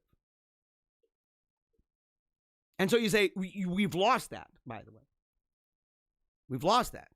So many people, unless you're homeschooling your kids, or unless you're going to some kind of a classical school, your kids are probably not learning cursive with the same frequency as, for example, mine do. Mine, they have to write in it all the time. All the time. And it's a good thing. But these rules around us, I don't just want people to think of one rule. I want you to think of a paradigm. And in fact, a set, a complex. Imagine an idea here, an idea here, an idea here, and it's kind of like that old show Voltron. Do you remember that? Or this one. If you don't remember Voltron, Power Rangers. Okay, Power Rangers. You've got the different animals, right? Pterodactyl, and all the animals come together, and as they form the different pieces, they turn into the Megazord. Okay, that is what this is like. That's what this is like. The rule is not just the individual thing. The rule is ultimately a paradigm. It's both. So you can talk about an individual rule if you're criticizing something, or you can say all of these different pieces that come together to form a unit that makes us think about the world in a certain way, think about ourselves in a certain way. We see this, as I've said before, with the notion of progress. As ancient men and women, as being barbarians or savages or cavemen, that they were so much different. Their concerns and their ideas about the world were so much different. It's why more and more, quote unquote, modern people, why so many modern people are looking back even on those in the time of Christ and saying, we are so different, that they believe that their notion of progress and even evolution has reached a place where they may in fact be an entirely different species. It's easy to throw the past under the bus when you don't believe they're even part of your species. Which is kind of weird if you think about it, because a lot of the people that do that are the ones that would never throw any kind of baboons or apes, great apes, under the bus. And for good reason, by the way. You know, if you haven't seen documentaries about, or is it gelada baboons? Is that how you pronounce it? If you haven't seen it, it's remarkable, in fact, to see the social structure. It's remarkable. And even the motherly care of a young one who hurt its elbow and is reaching up and the mom is playing with the elbow, which it's stunningly. It looks, looks familiar to the human eye. It's like, oh, wow. I don't see a cat do this. Don't see a cat do this. But we have to look at it this way. And I showed this yesterday. To think is easy. To act is hard. But the hardest thing in the world is to act in accordance with your thinking. And for months now, I have told you what I'm thinking. And you want to know what? I haven't acted on my thinking. I've made excuses for it. I've even thrown the listeners under the bus. Calling them junkies. Saying I have to do this. I have to stare into the corner and scream into a microphone. I have to. That's the only way that they'll know about me. As I look at my reflection in the river Styx.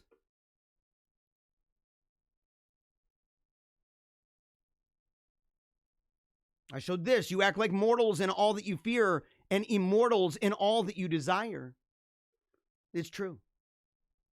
That's why I was told, I was asked, are you afraid of death, Jeremiah? Last night, I was asked. Yes. Yes. And the question came, well, what didn't your daughter teach you? Yes. But I'm not her. I'm not her. I wish I was. She was a remarkable person, and she had her own kinds of fears. She wasn't completely oblivious to the idea that she was going to die. She didn't want to die, but she faced that by dancing and by smiling, by refusing to give up, even when it was tough, and by loving her family no matter what. Even in the end, if it ended up resulting in a little bit of a farce. She carried around, I bought her, I wanted her to have this. It was a thing called, I think it's All About Me. It's a booklet, or it's a book, hardcover book you can buy. I don't know if they got it in softcover, whatever. The thing is, though, is that it goes through tons and tons and tons and tons of questions. And they're quite good. Most of them are good. And they're not all super deep. Some of them are. Some are real practical. But it gives you an idea for where you are, for who your heroes were. I went back and read mine. I think I had mine when I was like 24, 25 years old when I had it. And I went back and looked and I said, man, a lot has changed. Some things were the same, but a lot had changed. But I wanted her to have one too. And she carried that thing around because she knew that I'd be proud. She knew that I bought it for her. But the truth is, at the end of her life, well, in the last month and a half, we were on a ride and she started to repeat herself. We were in the car. We had a conversation, in fact, about death. She asked me if I could sing at her funeral, and there's no way in the world. I mean, and I told her that. I'm like, you're out of your mind. I'd be blowing my brains out. And that sounds stupid. It's bad enough talking on the show and crying my brains out. That's bad enough. But sitting there and trying to sing at a funeral for your daughter in a casket and crying at the same time? I said, no way. I said, but I'll give the eulogy, and that's available online. People can hear. And I cried a lot. But the thing is every day she carried around that booklet. And it wasn't long, in fact, after that conversation where we talked about her funeral, which took me off guard, that she began saying something, which she had said before, but it was a little different. She said, I love you, Papa, into a million pieces. Just like that. It was adorable. And it was adorable the second time. And the third. And the 30th. I called the hospital and said, what do we do? She doesn't even know. What do you do? And she said, you have to treat it like 51st dates. You have to feel like it's the first time you've ever heard that.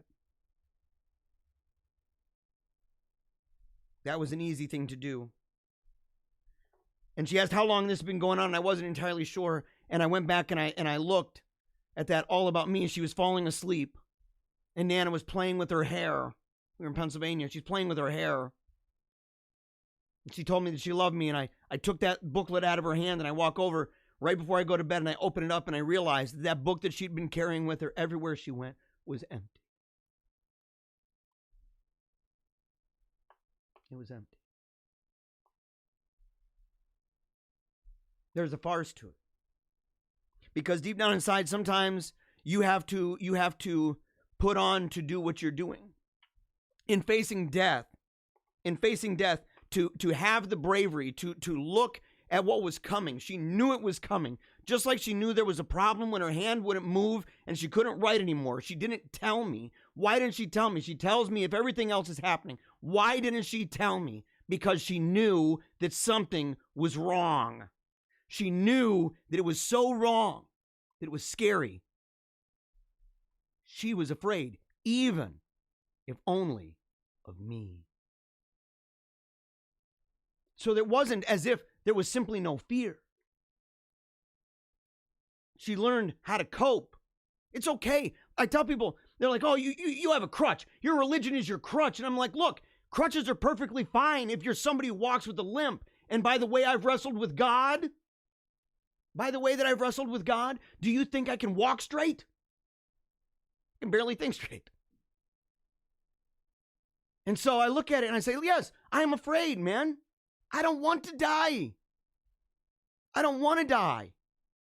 Even though I know that I'll be on another side and I'll see my daughter, There's part of me that scrapes and says, I don't want to die. But it's also why every single day, number one, why I wear the pin. Number two, why I say memento mori. Why I say do not be afraid. Why I tell myself, believe.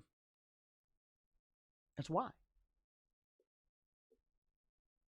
It's why I do resignations, an act of resignation to God. There's a prayer that I have in one of my little booklets. Hold on. I have it in one of these booklets. It's an act of resignation. Let me see if I can actually find it. Let's see if I can actually find this thing. Because it's a powerful ordeal. You know, and let me see here. Oh no, that's way too far. 220. You know, it's one of these things where, yeah, because there's an act of reparation too that I do. And there's an act of resignation that I do as well. You know, Christy, here we go. I think it's right here. Act of resignation to the divine will from my 1938, very torn up and very used, well used, in fact, manual of devotions. O Lord my God, I now, at this moment, readily and willingly accept at thy hand whatever kind of death it may please thee to send me, with all of its pains, penalties, and sorrows. I pray this, and I pray it to believe it. I pray it so that it will get deeper and deeper, and to genuinely resign myself to the meaning of the words that I am enacting. That my life can be an action of that. Not just an acceptance of it, but an enactment of the very act of resignation itself.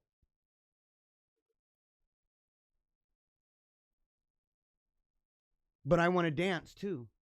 I understand the particular situation that we're in right now. I see just like this image, and I've shown it before, and I'll retire it today. Just like the other ones.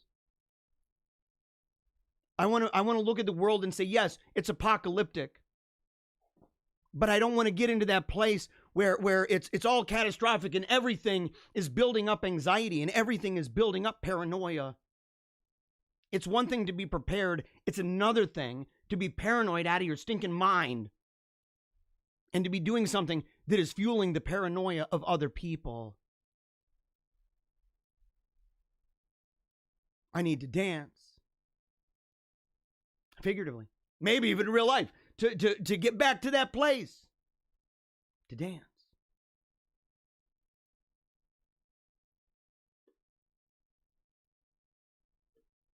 And part of that is this. And it's amazing. The Wolfpack challenge. Did I take the picture off of that? Hold on a second. What the heck? Take goals out of there. Hold on. Hold on. Let me see. Did I move this? Okay. Yeah, right there. When people say, well, where does never give up, keep on smiling come from? By the way, right there. That's Samantha Lee. That's my firstborn. There's a siren sound from heaven at her loss. Clarion call, in fact. Shofar. And this challenge tries to embrace this idea of never give up, keep on smiling, memento mori, and take a knee for Jesus. And I'll go through it quickly because here's the thing. This has inspired me in part to resolve and say, I know what I'm doing. I know, in fact, what I must do. And I know what I should not be doing anymore. 1, pray when you wake up before anything else. And again before bed. And the goal of this is to praise God as the first and the last, the Alpha and Omega of your day, and to posture yourself towards your day and your night, because the truth is, it might be your last. 15 minutes of exercise. 3 days a week. Get your heart pumping, even if it's just walking outside, even if it's just sitting up out of the chair, even if it's just doing some squats and push-ups or lunges, whatever. Doesn't matter. Get the heart pumping. Get the muscles burning again. Start to burn that fat. Grow accustomed to the idea of disciplining your body, to pummel your body, to put it in subjection, not for just the sake of physique because it's a passing thing, but to realize that that is a temple that God gave you. And God takes the architecture seriously. We need to make sure that we've got angels within and without of the architecture. But don't make the architecture ugly. Don't make the architecture ugly. Because so much of this, so much of the world is about ugly architecture. You are beautiful within and without. And it's a weird thing when people treat it like it's one or the other. That it's not both.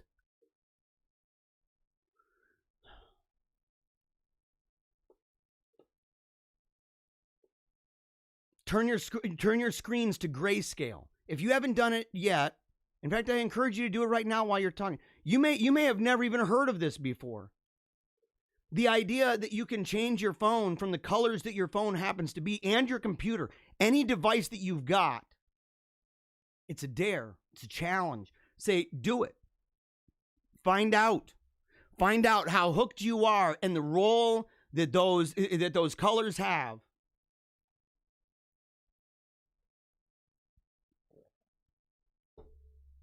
I should have gone further and said, not only that, but put your sound to vibrate. Unless it's for certain things like your actual phone. Or from certain people. And the reason for this is because setting your phone to grayscale, setting your computer to grayscale, within a couple days, you're going to be furious. You're going to get upset. You're going to look at it and turn it on, and you're going to be let down because that flood of chemicals that comes into your brain whenever you see those wild and vivid colors that are chosen for psychological purposes and a rationale that you can't even comprehend. Maybe you never even heard of it. Maybe you don't even know the lengths that big tech has gone in order to get you hooked. You know, if people talk about the fact that there's no clocks, right? No clocks in a casino. There's a reason for that. And most people know what that is. You don't want people to know what time it is. Well, the thing is, why would they care? Are they just throwing it out there? Well, I think we should do. You think it's just a good idea? Or you think that there's actually been studies on if there's no clock around and if people are engaged in something with light and with sound, ding, ding, ding, ding, ding, ding, ding, and all the pressures around and all of those factors at play, that adding the fact that you don't know what time it is, that may be one of the most dangerous things. It's one of the reasons, I think, why so many computers now, as people are on them, they don't all have the time at the top. Sometimes it's covered. Sometimes you got to put your arrow over it. Because the idea is, man, they want you to be on it.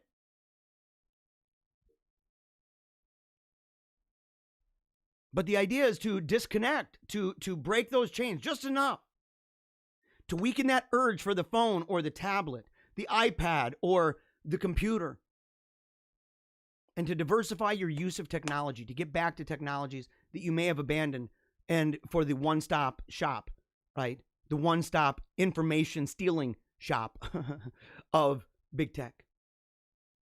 Number 4, reflect on gifts and talents. Return to those long ignored interests and hobbies. I've said that already twice. That's one of the main reasons why,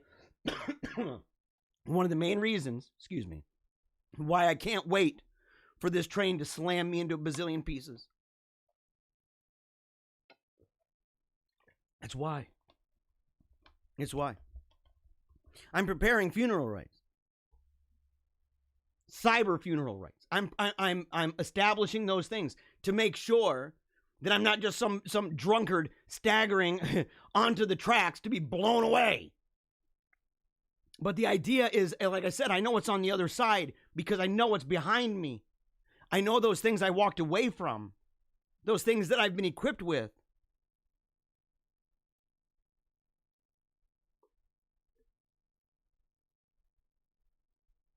Nope, hold on. And number 5, examine the conscience. What did you do? What did you do? Well, first of all, the idea of reflecting on your gifts and talents. I said next week, we're going to talk about the vocation so we at least know we're going through there, right? It gives you an idea for the plan. to know where I'm going. I'm not going to lead you astray, and I'm not going to just leave you hanging. But reflect on gifts and talents. Return to the long-ignored interests and hobbies that you have. Those things that gave you joy. Those things that were difficult. Where you made things, where you could show your friends. Look at what I drew. Look at the song that I wrote. The things that when you were in your darkest moments gave you some kind of solace, gave you some kind, like Abraham with the axe. He's told to go sacrifice his son. What does he do? Wakes up early in the morning, chopping wood, putting together the saddles, the entire group. He had tons of slaves. Why did he do that? He had all these servants. Why did he do that? I heard a pastor one time say the reason why was for the same reason that a lot of people who might play piano or guitar, that when they go through a terrible moment, they go through a terrible tragedy or something is on the line, that they'll allow their hearts and their minds and their emotions to go through the resonation of those sounds. To allow it to saturate the room. And that way it comes alive. And the goal of this is to reconnect with the real world. Reasons God made you. Get used to the sound of silence, the benefit of boredom, peace of privacy, the lessons of leisure. And lastly, examine your conscience. What did you do? Right? What did you do? What did you do well? What's the progress that you made today? Even baby steps. I told you that with me yesterday, part of it had to do with my failings, but that also revealed something to me. That revealed something to me that threw me back to number 4. That threw me back, in fact, to number 3. That threw me back. That was part of the reasons why I didn't do number 2.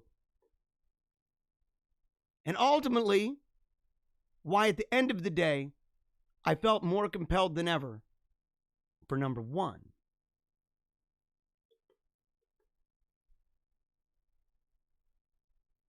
Of course, you got to go ahead. We're in this together. And the reason why it's important, because look, I'm not just telling you something that I think applies to me. We can look around and see all the evidence. We can see the enemy in plain day, can't we? In plain as day. Plain as day. How Parler reveals the alarming trajectory of political violence. You know, it's one of those things. It's one of those things. It's just going to get worse and worse and worse. This is where they're coming for you. Were you on Parler, by the way? The Biden administration needs a game plan to deal with what will be a rolling and escalating threat from platform migration. They want you to be where they want you to be. They don't like the idea that you have a choice. Because they've been about power all the while. They've been about consolidating all the while. It's a Leviathan. It's a beast. It wants to control you. And it's hard to control you if you're going to a bunch of different platforms. It's one of the reasons why they make it so that platforms are able, like if you download Facebook, how many times has Facebook been in trouble to where when you're not using the app, it's still working? It says on American infrastructure, but few imagine that American democracy could be taken out by what is effectively a virtual suicide bomb driven by millions of U.S. citizens exercising their First Amendment rights. But why was it so few? It's the very nature of democracy is that you have the democratic right by using your First Amendment right to vote democracy out of existence. That's why I said that every system like this has to resort to something outside of its frame in order to try to save it. It's why once the Republic was established, all of a sudden, it was a treacherous thing to come against it. Secession? No way. Yet the very existence of our nation is the product of secession. But they have to resort to something outside their system to preserve the system. What, the people in the New York Times didn't know this? Are they that stupid? I mean, maybe they're that dumb. The future of democracy depends on our defusing that bomb together. So rather than deal with the fact that they're not even admitting, by the way, they are, but they're not saying we're violating democracy in order to do this. They are doing that. They're even kind of, skirting around it. They're not being crystal clear. A lot of people are going to read that, and I don't know how many people, other than conservative people, that are being attacked by this, or people who want to have their freedom to go to these different apps. I don't know how many people are going to walk away and say, so wait a second, for democracy to exist at all in the way that American democracy has been, would be that we have the First Amendment right to vote democracy out of existence if we wanted to. You would have the right, wouldn't you, to vote for a king and say, we want a king. Now they would say, well, but it has to be, constitutional measures. You need the amendment process. And you're like, okay, so it's an elaborate and more check and balance democratic method. And people can fight all day long over the difference between a republic and a democracy. I'm down, right? I'm not equating the two. I'm not equating the two. In fact, a republic at least has the checks and balances necessary to slow down what is inevitable with constitutional republics, with the democratic element. Eventually, you're going to have increased amounts of leveling. That's the way civilizations work. Especially once you reach the time of technology and the economic man, rather than the high culture of the inward, the pursuit of inward betterment, right? Making yourself a better person, a better Christian, a better dad, right?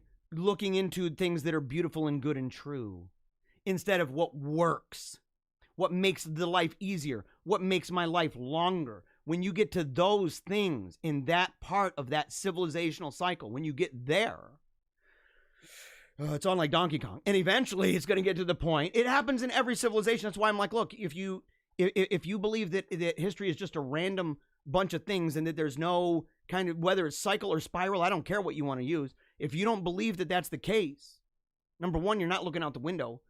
Number two, you don't really know what's going on. But you know what? That's also part of the cycle too. So I sit there and say, well, it's part of what it is. But this is where we are. This is where we are. For example, Tan Books, censorship from our authors has begun. The devil will do anything to keep you from knowing the truth. Apparently, censorship continues. I expect to see this after I publish some articles about our vice president, but it looks like Facebook is out in front. The idea, your item is rejected. Now, what item is that? The Anti-Mary Exposed, rescuing the culture from toxic femininity. It was rejected because it doesn't comply with Facebook's commerce policies. Of course not. Of course not. Because, if you are against feminism, if you are against little Willie, getting his little wee-wee cut off, if you're against little Susie and Sally getting their breasts removed because they happen to be tomboys for a while, if you're against that, or if you're against the idea that people can be 100 different genders, if you're against that, if you're against any of this stuff, if you're against the immodesty of Hollywood, if you're against the sicko immodesty and perversion of Netflix and Nickelodeon and the stuff that goes on with that, well, you know what? You're a danger. You're a danger.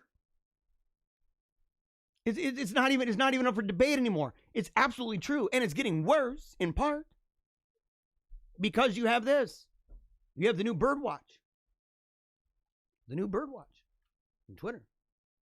The idea is that they now have an army of people who are going to be working together in order to stop the spread of fake news. Just get off now. Just get off now.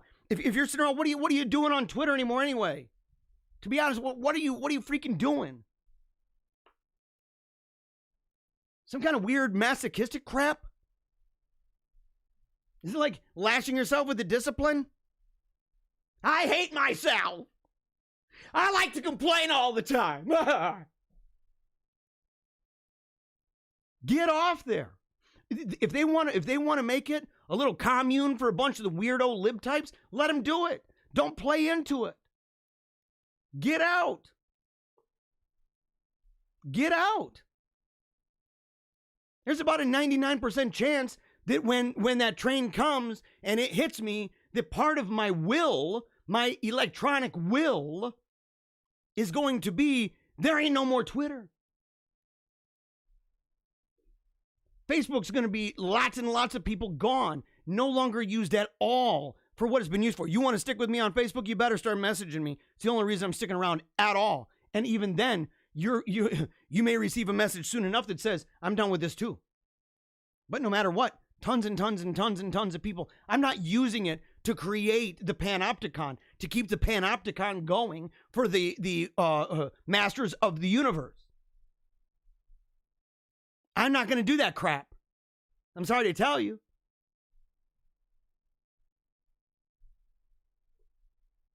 And instead of just running from one thing to the next, you know, people are like, you got to start a MeWe. You got to start a MeWe. And you want to know what? Most of the people I know who wanted to start a MeWe, to be brutally honest, they were normies. They're not people who are out there actually trying to network on a big scale. They're not out there trying to pitch their stuff. They're out there doing the brand thing. They're so accustomed to the world where their face has been on a screen and people come in and they approve of what I do.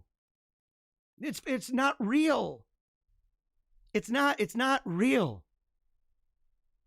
And now MeWe goes big tech authoritarian, opts for political censorship over at Big League Politics. This is no different than a big tech platform. Because it is a big tech platform. Because it's ultimately they got to play by the rules too. They got the same weird pressures.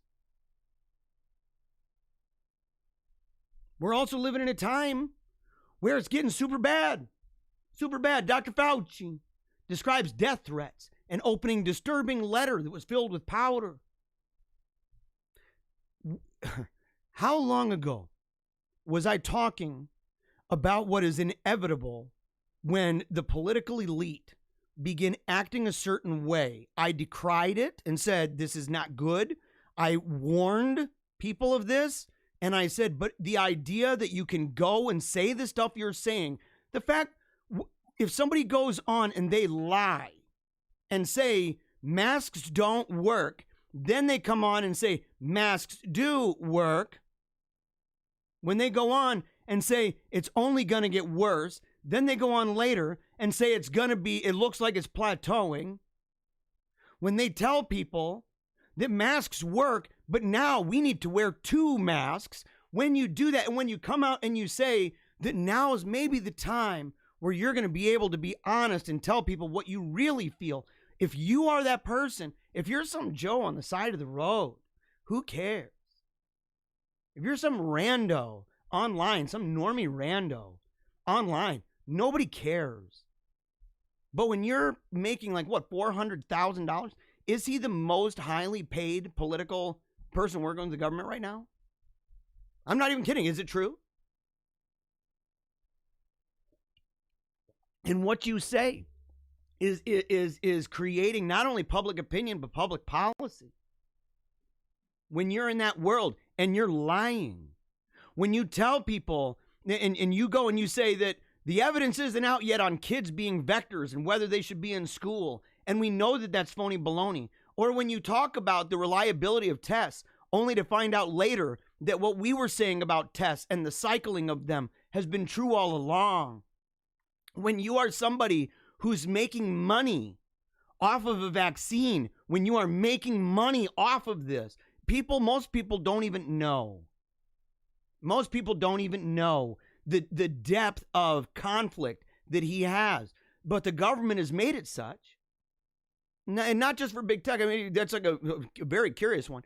But for big tech especially, or big pharma especially, where they're able to benefit off of patents that they're promoting if they're involved in the government. If you are that person, and not Rando Joe on the street corner, right, acting all crazy, but you're that person, you should not be surprised. Again, did you not see it coming? Did you not know this would happen? Especially if it certainly at least appears. And again, you have to know you're playing in the world of optics. Look at your picture, the way that people know of you through mass media. The television, you love it. You're a whore for it. So it's all about optics. And so regardless of what's true, and this is a tough conversation for a lot of people because they say, well, we got to believe in what's true. And I agree with that. But I say, look, if you believe that, get offline. Get offline because it's the nature of the beast. It is literally, it's not just an inevitability. It's an inevitability because it's an essential dynamic. It's pageantry. It's optic. Messaging and narratives. And if you don't understand that, maybe you shouldn't be playing around the game. It's like people who they're like, man, I'd love to be a hang glider. I'd love to go and just get do some parachuting. And you're like, well, if you've taken any class, if you've been an apprentice, been connected with somebody when they jump out that they're, connected to you. And that way, if something goes wrong, or no, I don't need that. I don't need that stuff. I get it. Yeah, you know what? I know people. I used to work for a guy. He was hang gliding. He was a real, one of those thrill-seeking dudes. He was hang gliding. Ended up hitting some turbulence. Bwam! Ended up going straight into the side of a cliff. His back like an accordion. Quadriplegic. I worked for him. I was his in-house assistant for him. The idea is, if you don't know about this stuff, number one, what are you even doing on there? I have a rule for my kids that says, if you don't understand what media theory is in its most basic dynamic, its most basic and fundamental elements, there's no way that you're going to get a phone from me. There's no way you're going to get, some kind of special account on the computer. You're going to be locked down hard. The idea that you can just go around and scroll around and do what you want. You don't even have an idea. You don't even know what it does to you. I don't care. I like the ice cream. I'm eating a bunch of it. Not even realizing the effect that's going to have on them. They act like immortals in their desires. And that's just as true for Fauci. Which is why the idea of disturbing letters, the idea of death threats is not only surprising, but absolutely terrifying. Because you're an immortal in your desires. Biden's targeting of racist extremism is being portrayed as an attack on the right itself because of the way that the messaging and the narrative and the optics are concerned. Not because of the truth of the matter. That's why we can talk to each other and say, are you a white supremacist? Do you believe that white people are absolutely superior and that we need to be racially segregated and crap like that? Do you believe that? I know people who do. I have gone against them almost my whole life. Why? Because I'm in an interracial marriage. I'm mixing up the bloodlines, man. They don't like me. They don't like my kids. In fact, my kids are especially worrisome to them because my kids pass as white.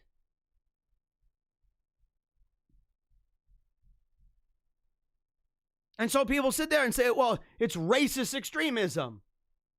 But they label it as if everybody who voted for Trump, which, by the way, one of my criticisms of Trump is how hardcore and in the pocket he was for Israel. But that's the truth. He ends up being super hardcore about Israel, doing all these things for Israel, moving the embassy, doing these peace agreements, doling out gobs of money to people who, by the way, Netanyahu betrayed him before even the Mexican president did. Of course he did. Of course he did. But he's sitting there and you say, that guy is a Nazi. I remember the day when Trump came out and you had Israel in there, they're signing a peace agreement, right? And he comes out and it was this big deal. And all the lefties in Washington Post, everybody talking about how it's like Mussolini and Hitler. And I made the joke, I shared it on the show, saying, oh yeah, because Hitler was really big about, working with them Jews. But when you frame it that way, and then it's like adding insult to injury, or vice versa, to say we need to target these racist extremists, and it's being portrayed as an attack on the right itself because you made it the right. You've described all of us this way. And how do we know? How do we know? Because, let me see, where is it here? Hold on. Right here. Show this one first. Okay. Because, this is Lindy Lee. Were the Nazis allowed to rehabilitate themselves? No. Germany held the Nuremberg trials and implemented denazification.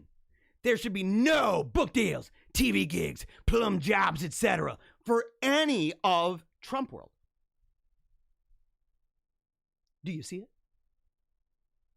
Do you see it? Especially not for Ivanka, Cruz, Hawley, Kayleigh, McEnany, Kellyanne Conway, Jared Kushner. Ted Cruz is under there. And there's right here, Proud Boys Uncensored. If the left considers Ted Cruz and Ivanka Trump to be Nazis, imagine what they think about you. These are some of the biggest Israel-supporting neocons, and they're labeled Nazis. Let that sink in. So when people pull the stunt, people pull this stunt with me. I had a radio host who was like, he was talking to me and he goes, man, he's like, the thing is, dude, is that, why is it that people, call a group, white supremacist or Nazis? And I'm like, why do you think that you aren't embroiled in the same thing? They're describing you the exact same way, Holmes Slice. The exact same way. You don't know what their beliefs are. You haven't studied them. You don't know what the philosophy is of the radical left. You don't understand the philosophy of Antifa. You don't understand the philosophy of Black Lives Matter because you actually got to sit down and study that. You got to read some books. Read some books. You got to do it. And instead, you're just reacting every day. That's all it is. You're reacting, doing your thing. No offense to him. He's a nice enough guy. I wouldn't say an intellectual, and I wouldn't say a good guide either. I'd say, entertainment purposes, sure. Here, the Southern Poverty Law Center put this church on its list of hate groups in 2019. Last night it was blown up. It's the second time that an SPLC labeled hate group has been the target of a terrorist attack. It matters the definition of hate, by the way. The definition of hate, by the way, could include, I'm definitely 100%, they would include me in that. They'd say that my views on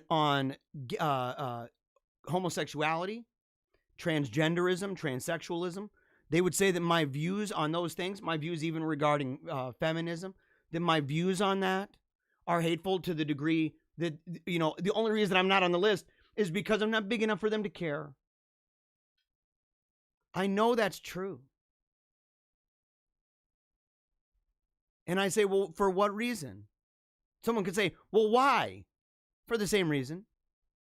Because I actually believe in tradition, because I believe in the democracy of the dead, because I believe in the Bible and God's design. Well, that's settled then.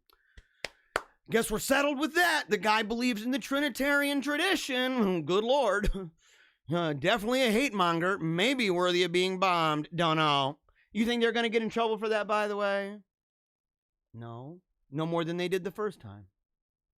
AOC proposes funding to deprogram white supremacists. And of course, she's talking about MAGA people. MAGA people. Hold on a second. Let me scooch this bugger over. What are the different gender identities? That's a really, really exciting question to ask. Do you know there are so many gender identities? So we know we've got male and female, but there are over 100, if not more, gender identities now. So we know that some people might feel like they're two different genders, so people might think they're bigender, and then you've got some people who might call themselves genderqueer, who are just like, I don't really want to be anything in particular, I'm just going to be me. People who think, people who want, people who believe. Why limit it to 2, by the way, you weirdo? Why not 1 billion? That's why when she says there's over 100, she doesn't understand the notion of a reductio ad absurdum. She doesn't understand a reductio ad absurdum. The idea that we can reduce to absurdity this very thing and say, holy cow. Say, holy cow. We've got this place where you say, if we can come up with 100 and someone says, well, they might be 2, why not 3? Why not 4? Why not 5? Why not every known number in the world? Why not? And you say, well, that's ridiculous. And I say, I think it's ridiculous that you're 2. Especially when you're talking about breaking the binary, and especially when you can say people are fluid, and especially when you can say that some people are like, well, I just don't want to be any of those things. Well, that's really fancy. You're a nihilist crazy person. A nihilist crazy.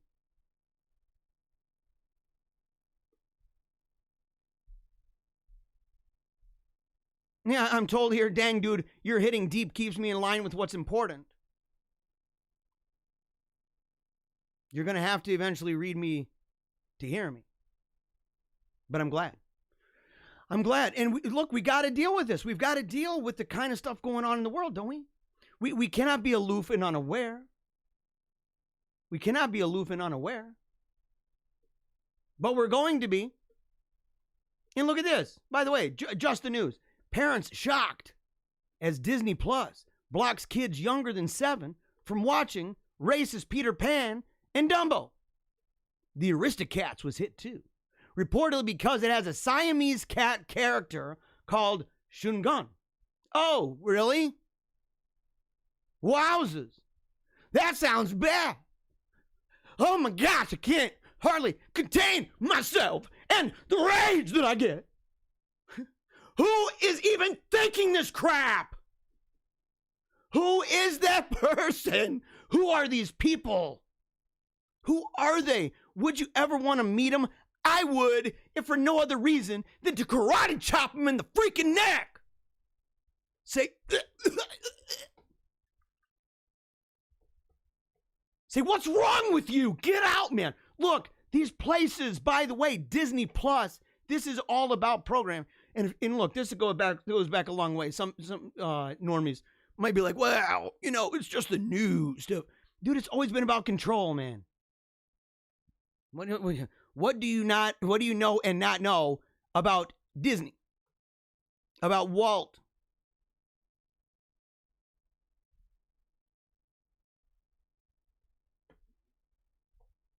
And we need to get to this place.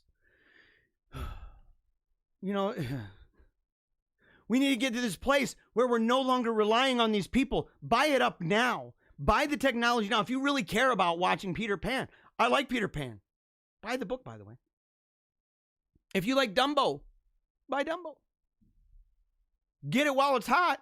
Get it while it's here. If you like the Aristocats, get it while it's here. Because the truth is, at the end of the day, they don't want you to be able to push play. They don't want you, not unless it's playing the game that they're putting forward. That's it. And if you're okay with that, just keep streaming. Keep streaming. And keep convincing yourself every day that that's not what's going on. Even the people that you support, and that includes me, have to a certain degree been chilled out. That chilling effect that says, I don't want to speak about certain things. Remember when I was talking way more early on about, the shenanigans with the vote, and I was talking a lot more about the shenanigans with, the stuff going on? There was a lockdown on that because the thing is, it could have affected a bunch of other shows. And you don't want to hurt them, but that is a self-imposed censorship. You are essentially doing with your words and your ideas the same, and this applies across the board. I asked somebody if they wanted to be on the show, and they said, I can't be on your show. If I'm on your show, they're going to censor you, man. They're going to kick you off. So let's go with a bang. We cannot be afraid. Put your arms out and accept it. Otherwise, what you think is going to be brave, what you think is going to be people speaking truth, what you think is going to be people who are standing up for righteousness no matter the cost, you're deceiving yourselves. In part because these thought leaders, these people, these sellouts, they have betrayed you. I told you I at least told you, said, look, I need to not talk about certain things because if I do talk about them, it's going to affect a whole bunch of other people. But where did I make up for the deficit? Did I? No. And that's on me. That's on me.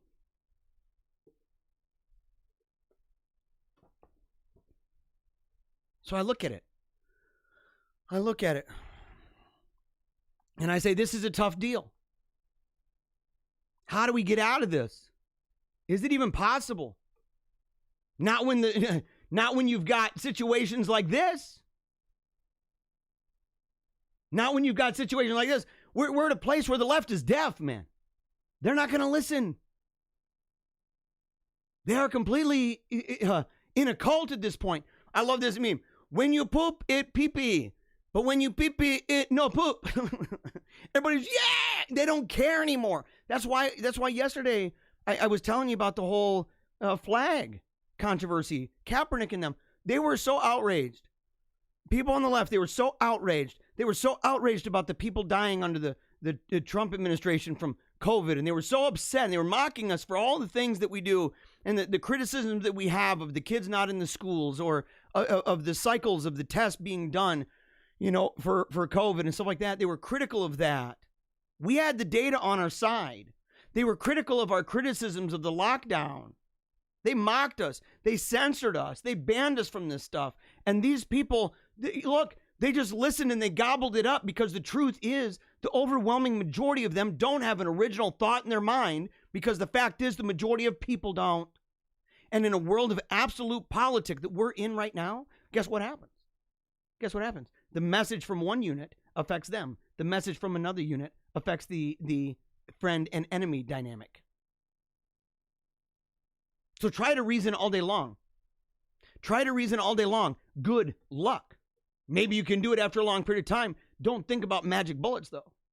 Don't think you've got a great argument. If you can't even show the obvious reductio ad absurdum, the obvious reduction to absurdity of the idea that if you deny the binary of gender and you accept that people can be two, or that they can be fluid, or that they can not identify with any, that they could identify with any number known to mankind and unknown, any number at all, and that number could be given its own unique name and designation that everyone should have to memorize so that we don't misgender and misuse personal pronouns. If you don't even see the obvious deficit, the obvious reductio in that, if you don't see it, then you're lost. Try to get into a more nuanced argument with somebody. Good freaking luck. James in the comments says technology is a psyop. Isn't it, though? Isn't it?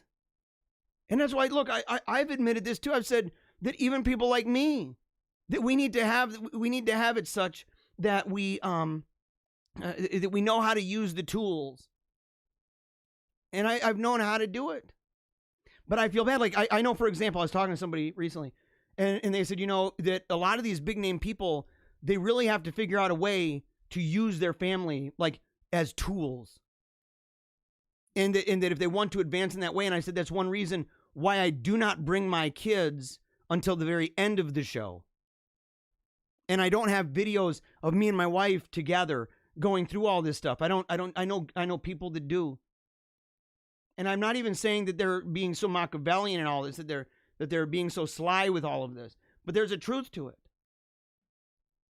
There's a truth to the idea of the frequency and saturation of a product in a market.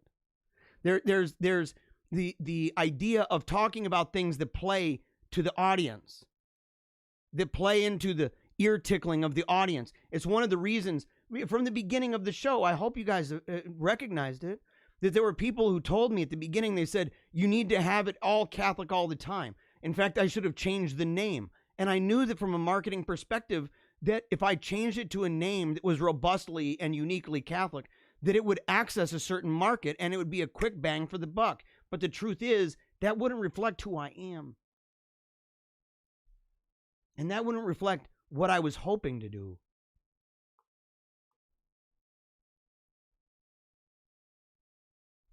And it's why at the end of the day, with all the narrative, with all the psyop, with all the stuff, why the media will look at this right here. And right behind them, they will have missed cancer treatment, suicide, heart disease from comfort consumption, obesity. You could stack it up and stack it up and stack it up and stack it up. The felt need for medicine regarding anxiety and depression, the impact of societal impact of doubting institutions, the societal impact of severing relationships with families, the dental impact. You could go on and on. The skulls would be massive. But the fact is, at the end of the day, the media, and it includes, by the way, it includes shows like this. Other shows you watch, there is no show that you watch that doesn't have its own version of this because it's inevitable. They're going to choose an angle. You might like the angle. You might be missing the point, but the thing is, you'll like the angle. But this is who we're dealing with. And the reason I only showed this because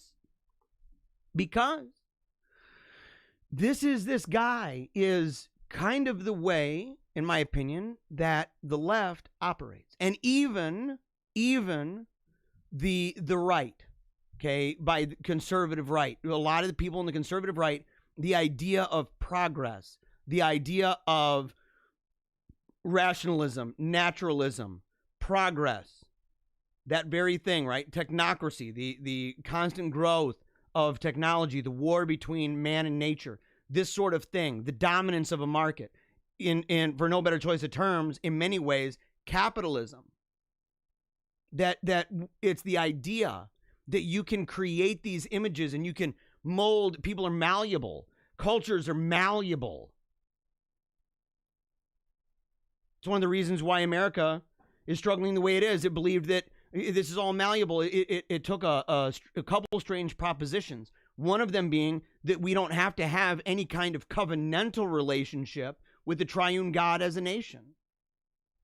No obligatory requirement and policy regarding adherence to the triune God. And the idea that being a member of this did not have to do with blood and soil, but an idea. Now, people can disagree. They can say whatever they want about it. My point is that in and of itself is a historical Mr. Potato Head thing. Or, in this case, Mr. Black Alien guy. He's had his nose and the top lip removed alongside other bizarre modifications, and now he struggles to speak. Think about it. Think about it. So this guy, there's no end. It just gets worse and worse and worse and worse and worse. It's an addiction, and we know it. Probably a form of possession. And we know it. But that's what's going on with the world. That we think, well, you can change the binary. You can change the traditions. You can change the meaning of your culture. You can change and not require those things that recognize that covenantal relationship between the one triune creator and his creatures. The obligations that we have to obey divine and natural law. That we can play with all of that and modify all of that. That we don't need to have marriage be marriage anymore. You can just make it up as you go. That we don't have to have traditional understandings of gender, of modesty, apparel. That you can just do whatever. You don't have to have any of that. And expectations, roles. You can just change it. It doesn't matter. It's completely malleable. We're looking like monsters. We are him. We are it. And we're having a hard time breathing and speaking. And we're ugly as all gets. Riddled with demons. A day will come when the civilized world will deny its God, when the church will doubt as Peter doubted. She will be tempted to believe that man has become God. In our churches, Christians will search in vain for the red lamp where God awaits them. Like Mary Magdalene weeping before the empty tomb, they'll ask, where have they taken him? Pius XII, Venerable Pope Pius XII. And that's why things like this just won't stick anymore. They won't. Mark Levin, to me, is a dinosaur. I'm grateful for the things that he's done. He's very brilliant in many, many, many ways. He could run circles around me. I'm not even denying this. But the idea that this is the way forward. Nothing that Joe Biden has done since his inauguration speech demonstrates any form of unity. It's conformity. Yes, it is. Because, look, at least Joe Biden gets something, and that is that we are in the realm of absolute politics. And the idea that we're just going to go, well, let's just reel it back in. You haven't learned anything from history if you believe that. You're an idealist. You're not being even practical anymore. You're not even recognizing how history operates off of fact.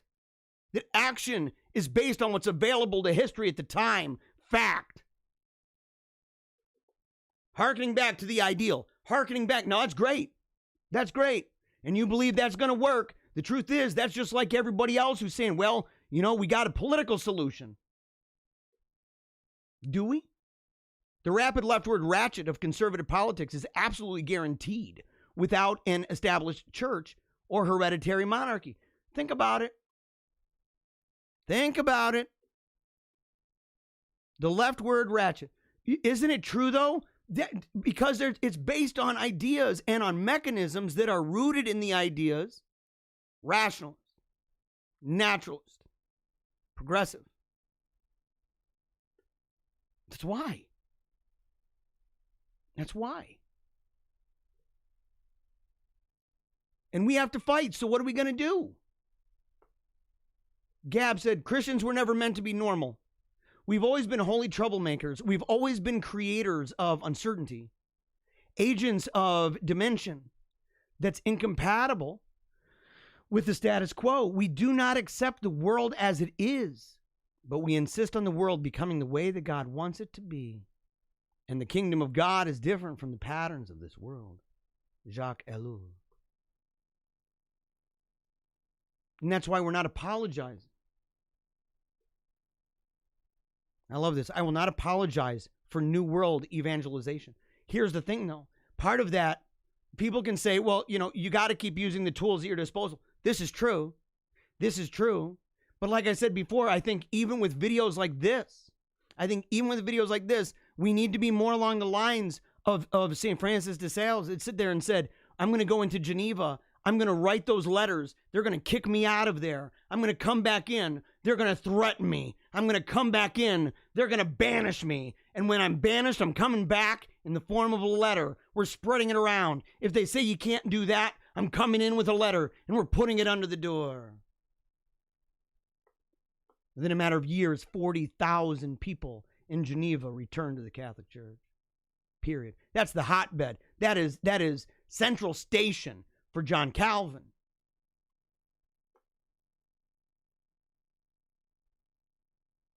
We must realize that we were born for this. That we should not be afraid. You know, some of the things that I've said, you know, is talking about things that we should do. Things that we should do that are hard. That are tough. Who wants to be in this situation? Who's like, man, you know what? I didn't know I was going to be born, but if I'm born, boy, I'd love to be in the thick of this crazy nonsense where everything is on the line. I'm learning to be that person who's excited.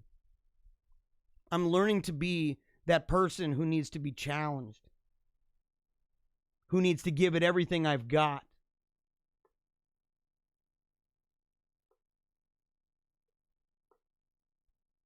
It's a crazy thing, you know, to be afraid and not afraid. Of course, not in the same way and in the same measure, but to be afraid and not afraid. To be like my daughter, looking at death and not wanting to die, and yet at the same time dancing near death like someone would dance at the edge of an active volcano, smiling on her face, while also wishing that she could continue in this world to see her family. A balance of difficult things, paradoxical, mysterious, in fact. Mysterious, in fact. And I'm glad. And part of me, I had people who were like, oh man, Trump, he signed his papers. I heard this recently. Someone said Trump signed the papers for the political party. Trump advisor claims former president has no plans for a third political party. Former President Donald Trump has no immediate plans to start a third political party and will instead focus his energies on helping Republicans win back the House and Senate in 2022. Again, we're back at that place. We're back at that place that it is supposing an environment and a world and conditions that simply are not here. It is. It's saying there's a solution to this. There's a solution to this. We just need to vote in the right guy. And I'm like, we voted in Donald Trump. We voted in Donald Trump, for crying out freaking loud. You think that old Joe Schmo going to Washington is going to do it? That's some Mr. Smith goes to Washington nostalgic BS. I'm sorry to say. Sorry to say. You want to die on that hill? Fine. You've been dying on that hill for a long time. Way longer than anyone who cares to love you and who actually says and insists that they care. Longer than they've been willing to admit to your face that that's something that is, well, good luck. Nobody wants to hurt somebody's feelings. Okay? Nobody wants to hurt anybody's feelings. But if that's where we are and we're back in that place, you're back there? I ain't got time for that crap, dude. We're marching on. We're marching on with a new vision. We're marching on with a new vision. I don't need a recycled vision from people, much less from a bunch of Freemasonic weirdos who believe in some of the craziest cult crap I've ever heard. Who didn't believe it was necessary to use divine law in order to define rights. For example, today, Doug Wilson, what a guy. I like Doug Wilson in some issues and stuff like that, but he wrote this biblical argument for free speech. He keeps saying he's going to make this argument. He's going to make this argument. He's going to make this argument. He doesn't. By the end of it, I'm like, what? I'm like, dude, what is this crap? What is this, man? That's some shallow crap. He does more talking about all these other things and about himself and a documentary and this and that and why theonomists are not right on some stuff but other stuff. And he keeps telling, I'm going to get to it. I'm going to get to the argument. And then at the very end, it's like, poopy scoops. Poopy scoops. People aren't going to buy that anymore. Because, this is right here, I see people still arguing about new political parties. How is any new political party a viable option when Donald Jamarcus Trump couldn't even win an election against probably the least likely candidate of all time? Yes, obviously everything that happened was a fake and gay script. But that in itself tells you that trying to fix this completely broken evil system by means of an already broken system is a fool's errand, like the beautiful mind. To sit there and say, you're not taking your meds, John Nash. Why aren't you taking your meds? You're in there with all the strings in your garage, in your shed out and back, and you're listening to staticky radio thinking you're hearing the Russians. And he's like, because I'm a genius, I should be able to fix it with my mind. But it's your mind that's broken, homie. It's your mind itself that's actually broken. You're seeing people who are not real. Then they can convince you of insane things. You will not vote your way out of hell. Even if you get the support of a supermajority of the people, it doesn't matter. They'll just rig the game again and have the media that they own create yet another fake narrative. And the judicial and law enforcement body and social media apparatuses that they own make damn sure you don't say a word about the injustice, loudy, of it all. Why the freak would you be talking about a new political party after what just happened a week ago? Are you effing serious? No one is coming to save you. Not this way.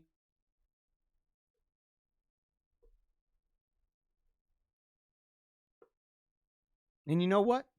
I'm here, by the way. I've been saying this. I'm on a trajectory here. MAGA's over. The alt-right never existed. America First is faltering. It's time for the divine right. I like the phrase. I'll use it. I'll give him credit where it's due. I'll give him credit where it's due. Totally true. But we have to be willing to accept that we will be an instrument of the Lord's hate, of the Lord's wrath. Because ultimately it's what the state is. The state is the bearer of the sword. If you don't believe in wielding that sword, if you're uncomfortable with being the sword of God's wrath, then politics is not for you. Statesmanship is not for you. Law, order, not for you. Stay home. Stay home. Because it's to the point now that anyone on the inside of these teams that is playing the termite tactic of those who are saying, look at the moment we're in. Look at the flashpoint we're in. I began my show on Holy Faith Media talking about the rise and demise of civilizations and the flashpoint that's hot where these two come together and the world views are so separate that they can no longer coexist. And I said at the time, and I say right now, we are already there. We've been there for a long time. And if anyone sits there and says, well, we just need to do the things that made sense and to do the things that were completely consistent with a world that is not around anymore, if that's where they are termites. They are termites that are breaking, they're within a problem. And we cannot play footsies anymore. I ain't playing pickup sticks with my butt cheeks with this crap anymore. No footsies, no panty cake with people. My children's life is on the line. My children's future is on the line. I'm in it for something way bigger than Benjamin freaking Franklin. I'm in it for something bigger than Thomas Jefferson. I'm in it for something bigger than George Washington or any of those on Mount Rushmore. Bigger.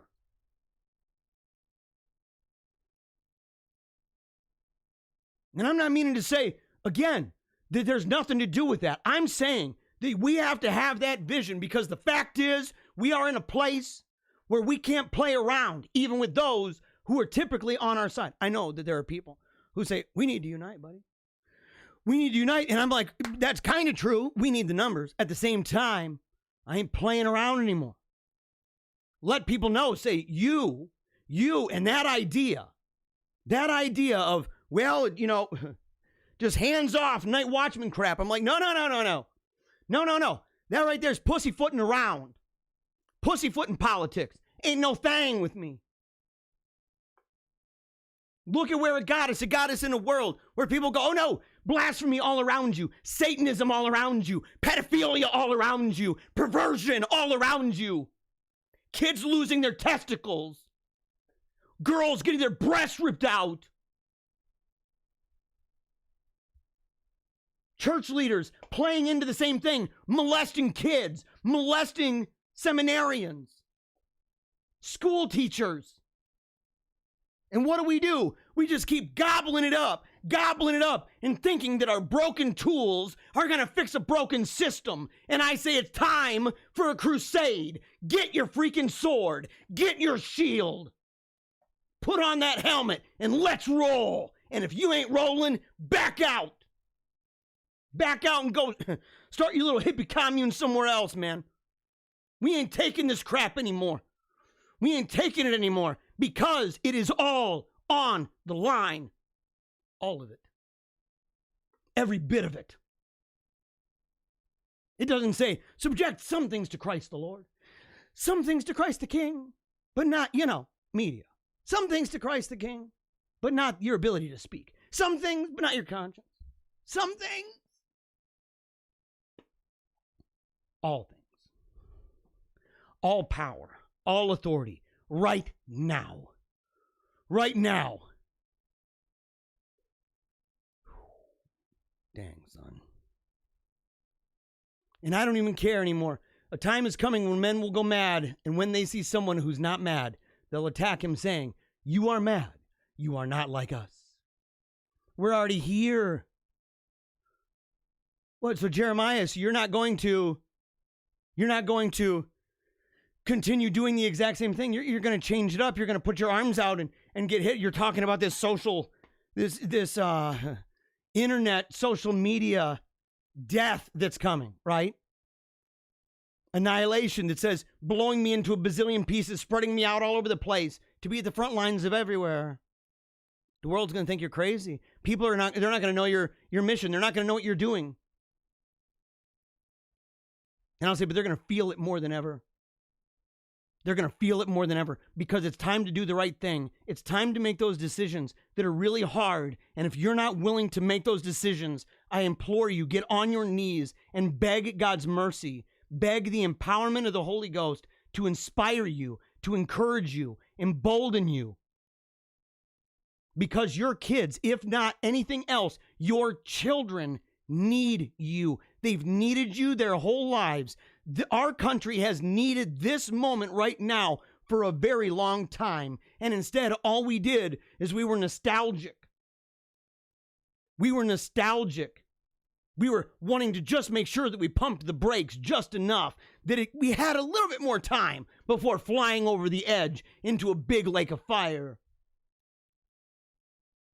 It's a clown car. And you know how many people, you know how many conservative leaders not only were in it, but still are right now? Screw them. Screw them. They just want to pump those brakes. Their eschatology, their vision of the world, where they think everything is going, these people, they're like, oh no, you can't stop progress. You can't turn the clock back. Because they believe in that crazy complex of worldviews, that paradigm that I talked about at the beginning of the show. They're beholden to it. It's a wigwam of heresy. Filled with demons. Self-fulfilled prophecies, by the way. And again, I ain't making friends. I'm not making friends, but it's okay. That's one of the things I sit there and say, look, this isn't even friendland anyway. This isn't friendland anyway. I saw the angel in the marble and carved until I set him free.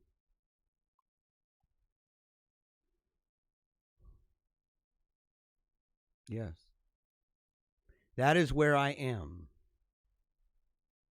I see a vision that says, what do I hope?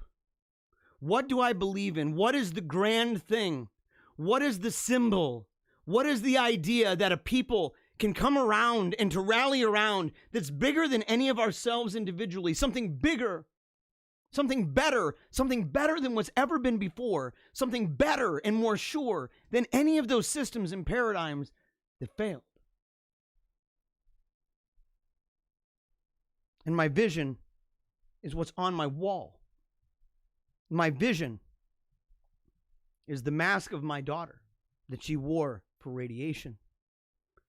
And above that is a crucifix. That is what I see.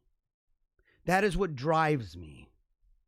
That is what makes me every day say, I got to do better. And when I mess up, that I say that I have to make these decisions. I have to do what's hard. I have to do what's painful. Do you think it's easy? You think it's easy to invest in all of this stuff and then to sit there and say that the day will come sooner than you can even imagine where it all goes goodbye? And that I'm not going to sit there on the bike until the wheels fall off.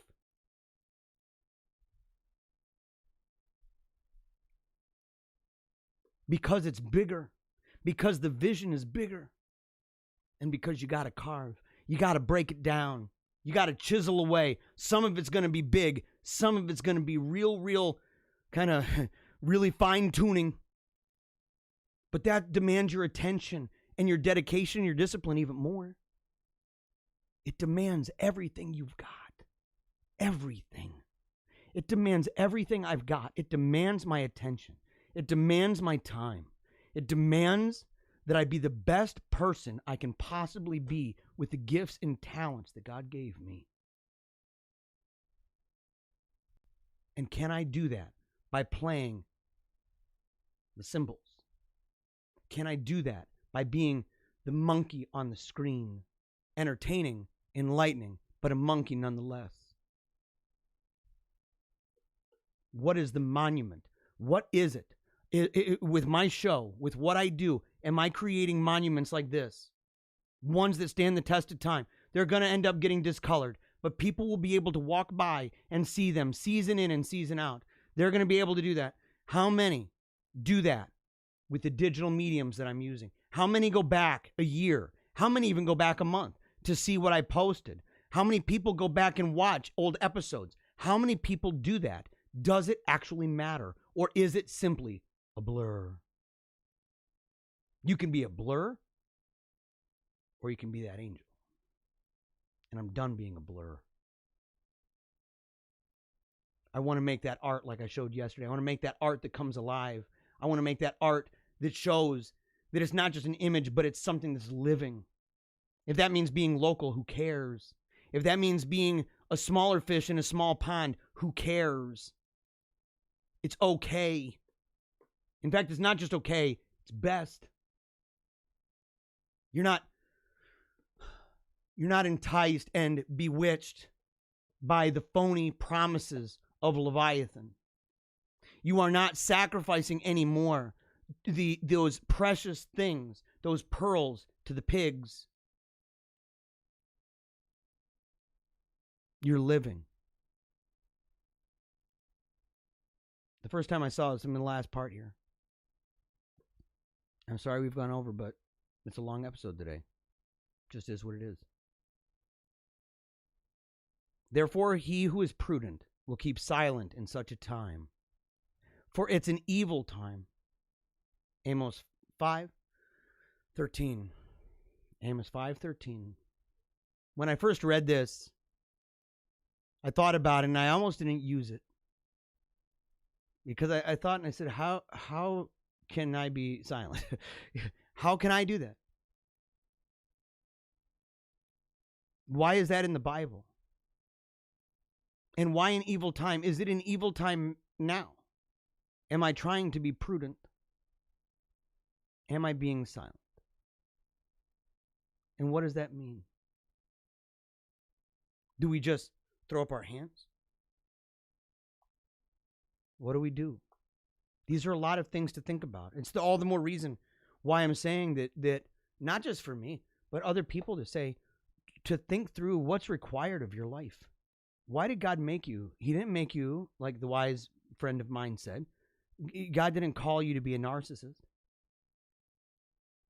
God didn't call you to Leviathan.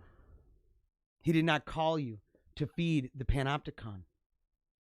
He did not tell you to serve the beast that is now gobbling up everything and trying to control your lives. The systems that are there to ravage you and your children. But I don't have that answer for you. Just like my friend doesn't have an answer for me. It is something that is going to require you to look around you and to maybe, I thought about it and I said, it's weird that I'm having this conversation because the truth is, I felt that doing what I'm doing even right now, that's a calling, right? Is it a calling? Is this genuinely what I'm called to do? To every day shoot stuff out into the air that's essentially spamming the world? It's some humble pie to say it's not. And I'm eating humble pie right now.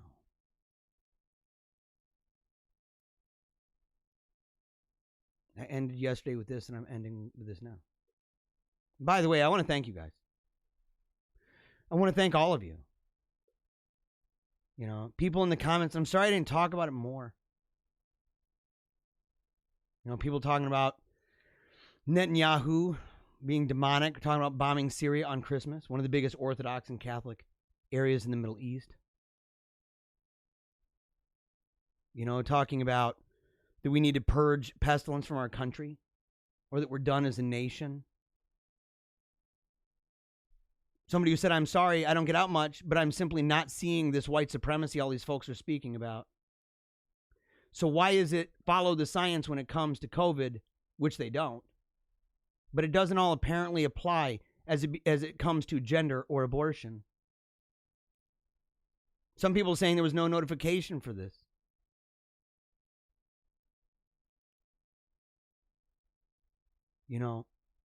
There's so many people. There's so many people in the comments, and again, I wish that I would have been able to talk more to you guys and girls. And girls. I got a lot in there. Stephanie. Right? It's why the pet rock made someone a millionaire. Talking about the little things that people can do that end up, even, what is it, convenience probably? Yeah.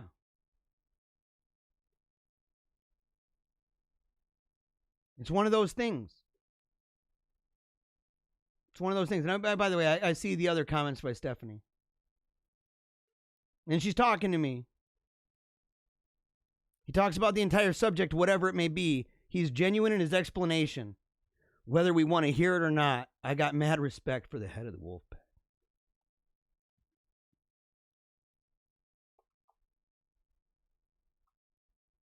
One day you will need to write. One day you will need to read me to know me. You'll need to read me to hear me. And I'll speak more loudly and more clearly than I ever have. I can promise you, because at the end of the day, to all of you, and I genuinely love you guys. You don't even know what this is like. Maybe you do. But the truth is, and I got to calm down. I genuinely care. You guys have had a huge impact on me. You've, in fact, the very people who might be sad about some of the decisions that I'm going to be making, some of those people are the same ones who inspired me to become the best person I could be no matter what. Because at the end, what I said at the end of yesterday's show, I love this right here. Through action, a man or woman becomes a hero. And I want you just close your eyes, okay? Unless you're driving. If you're driving, don't close them. But just hear me. In fact, I'm going to take myself off of the screen. I want you to hear me. I'm going to through action, a man and a woman become heroes. Through death, a hero becomes a legend. Through time, a legend becomes a myth. And by learning from the myth, a man and a woman take action. I want you to be the hero. I want you to be the legend. I want you to become the myth. I want you to be that source of inspiration for generations to come. And it's going to require us to be willing to die. It's going to require that we give everything we've got. We're going to look at things that are really tough. Making the case is going to be hard. The world thinks you're crazy. The world's gone completely mad. The world hates you, just like it hated Jesus. But you are here right now, and I've stood by this, and I will forever stand by this. And there's no sign off tonight. I'm not going to say goodbye in the same way. In fact, I'm going to allow this episode to go to darkness. I want you to know that as far as I'm concerned, you are heroes now. You are legends now. You are the making of a myth right now.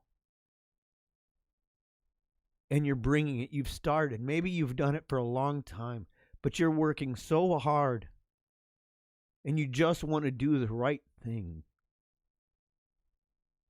And it's why you take a knee.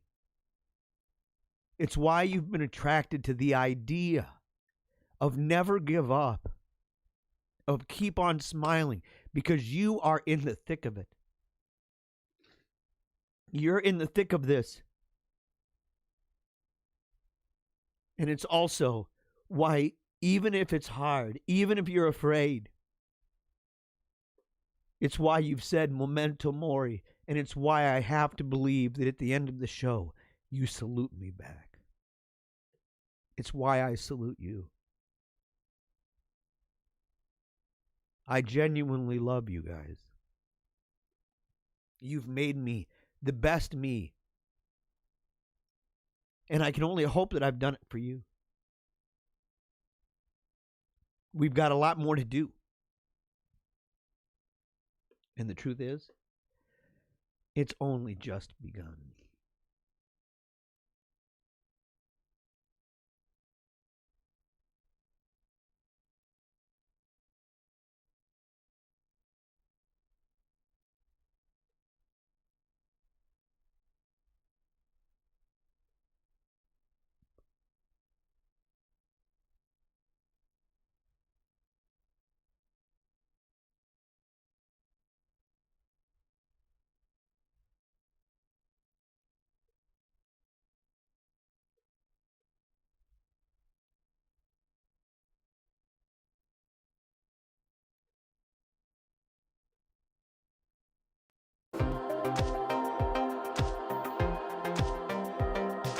If I don't talk into microphones, I don't make that mad cash.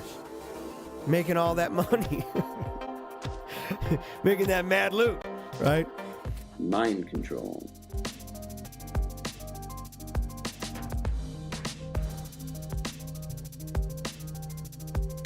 So we see the minority elite imposing their ideology on an unwilling and resentful populace. This causes a backlash. People get ticked off. The left is working long and hard to make us feel as if we've done something wrong.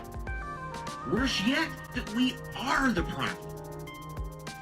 Don't let people just rip on your heritage. Don't let people just rip on your traditions. Don't let people rip on your heroes. Stand up for what you believe, what made you who you are. So unless this disenfranchised majority begins standing up for what they believe in their heart of hearts to be true, I think we'd be left with nothing more than a dirge, and maybe a funeral procession.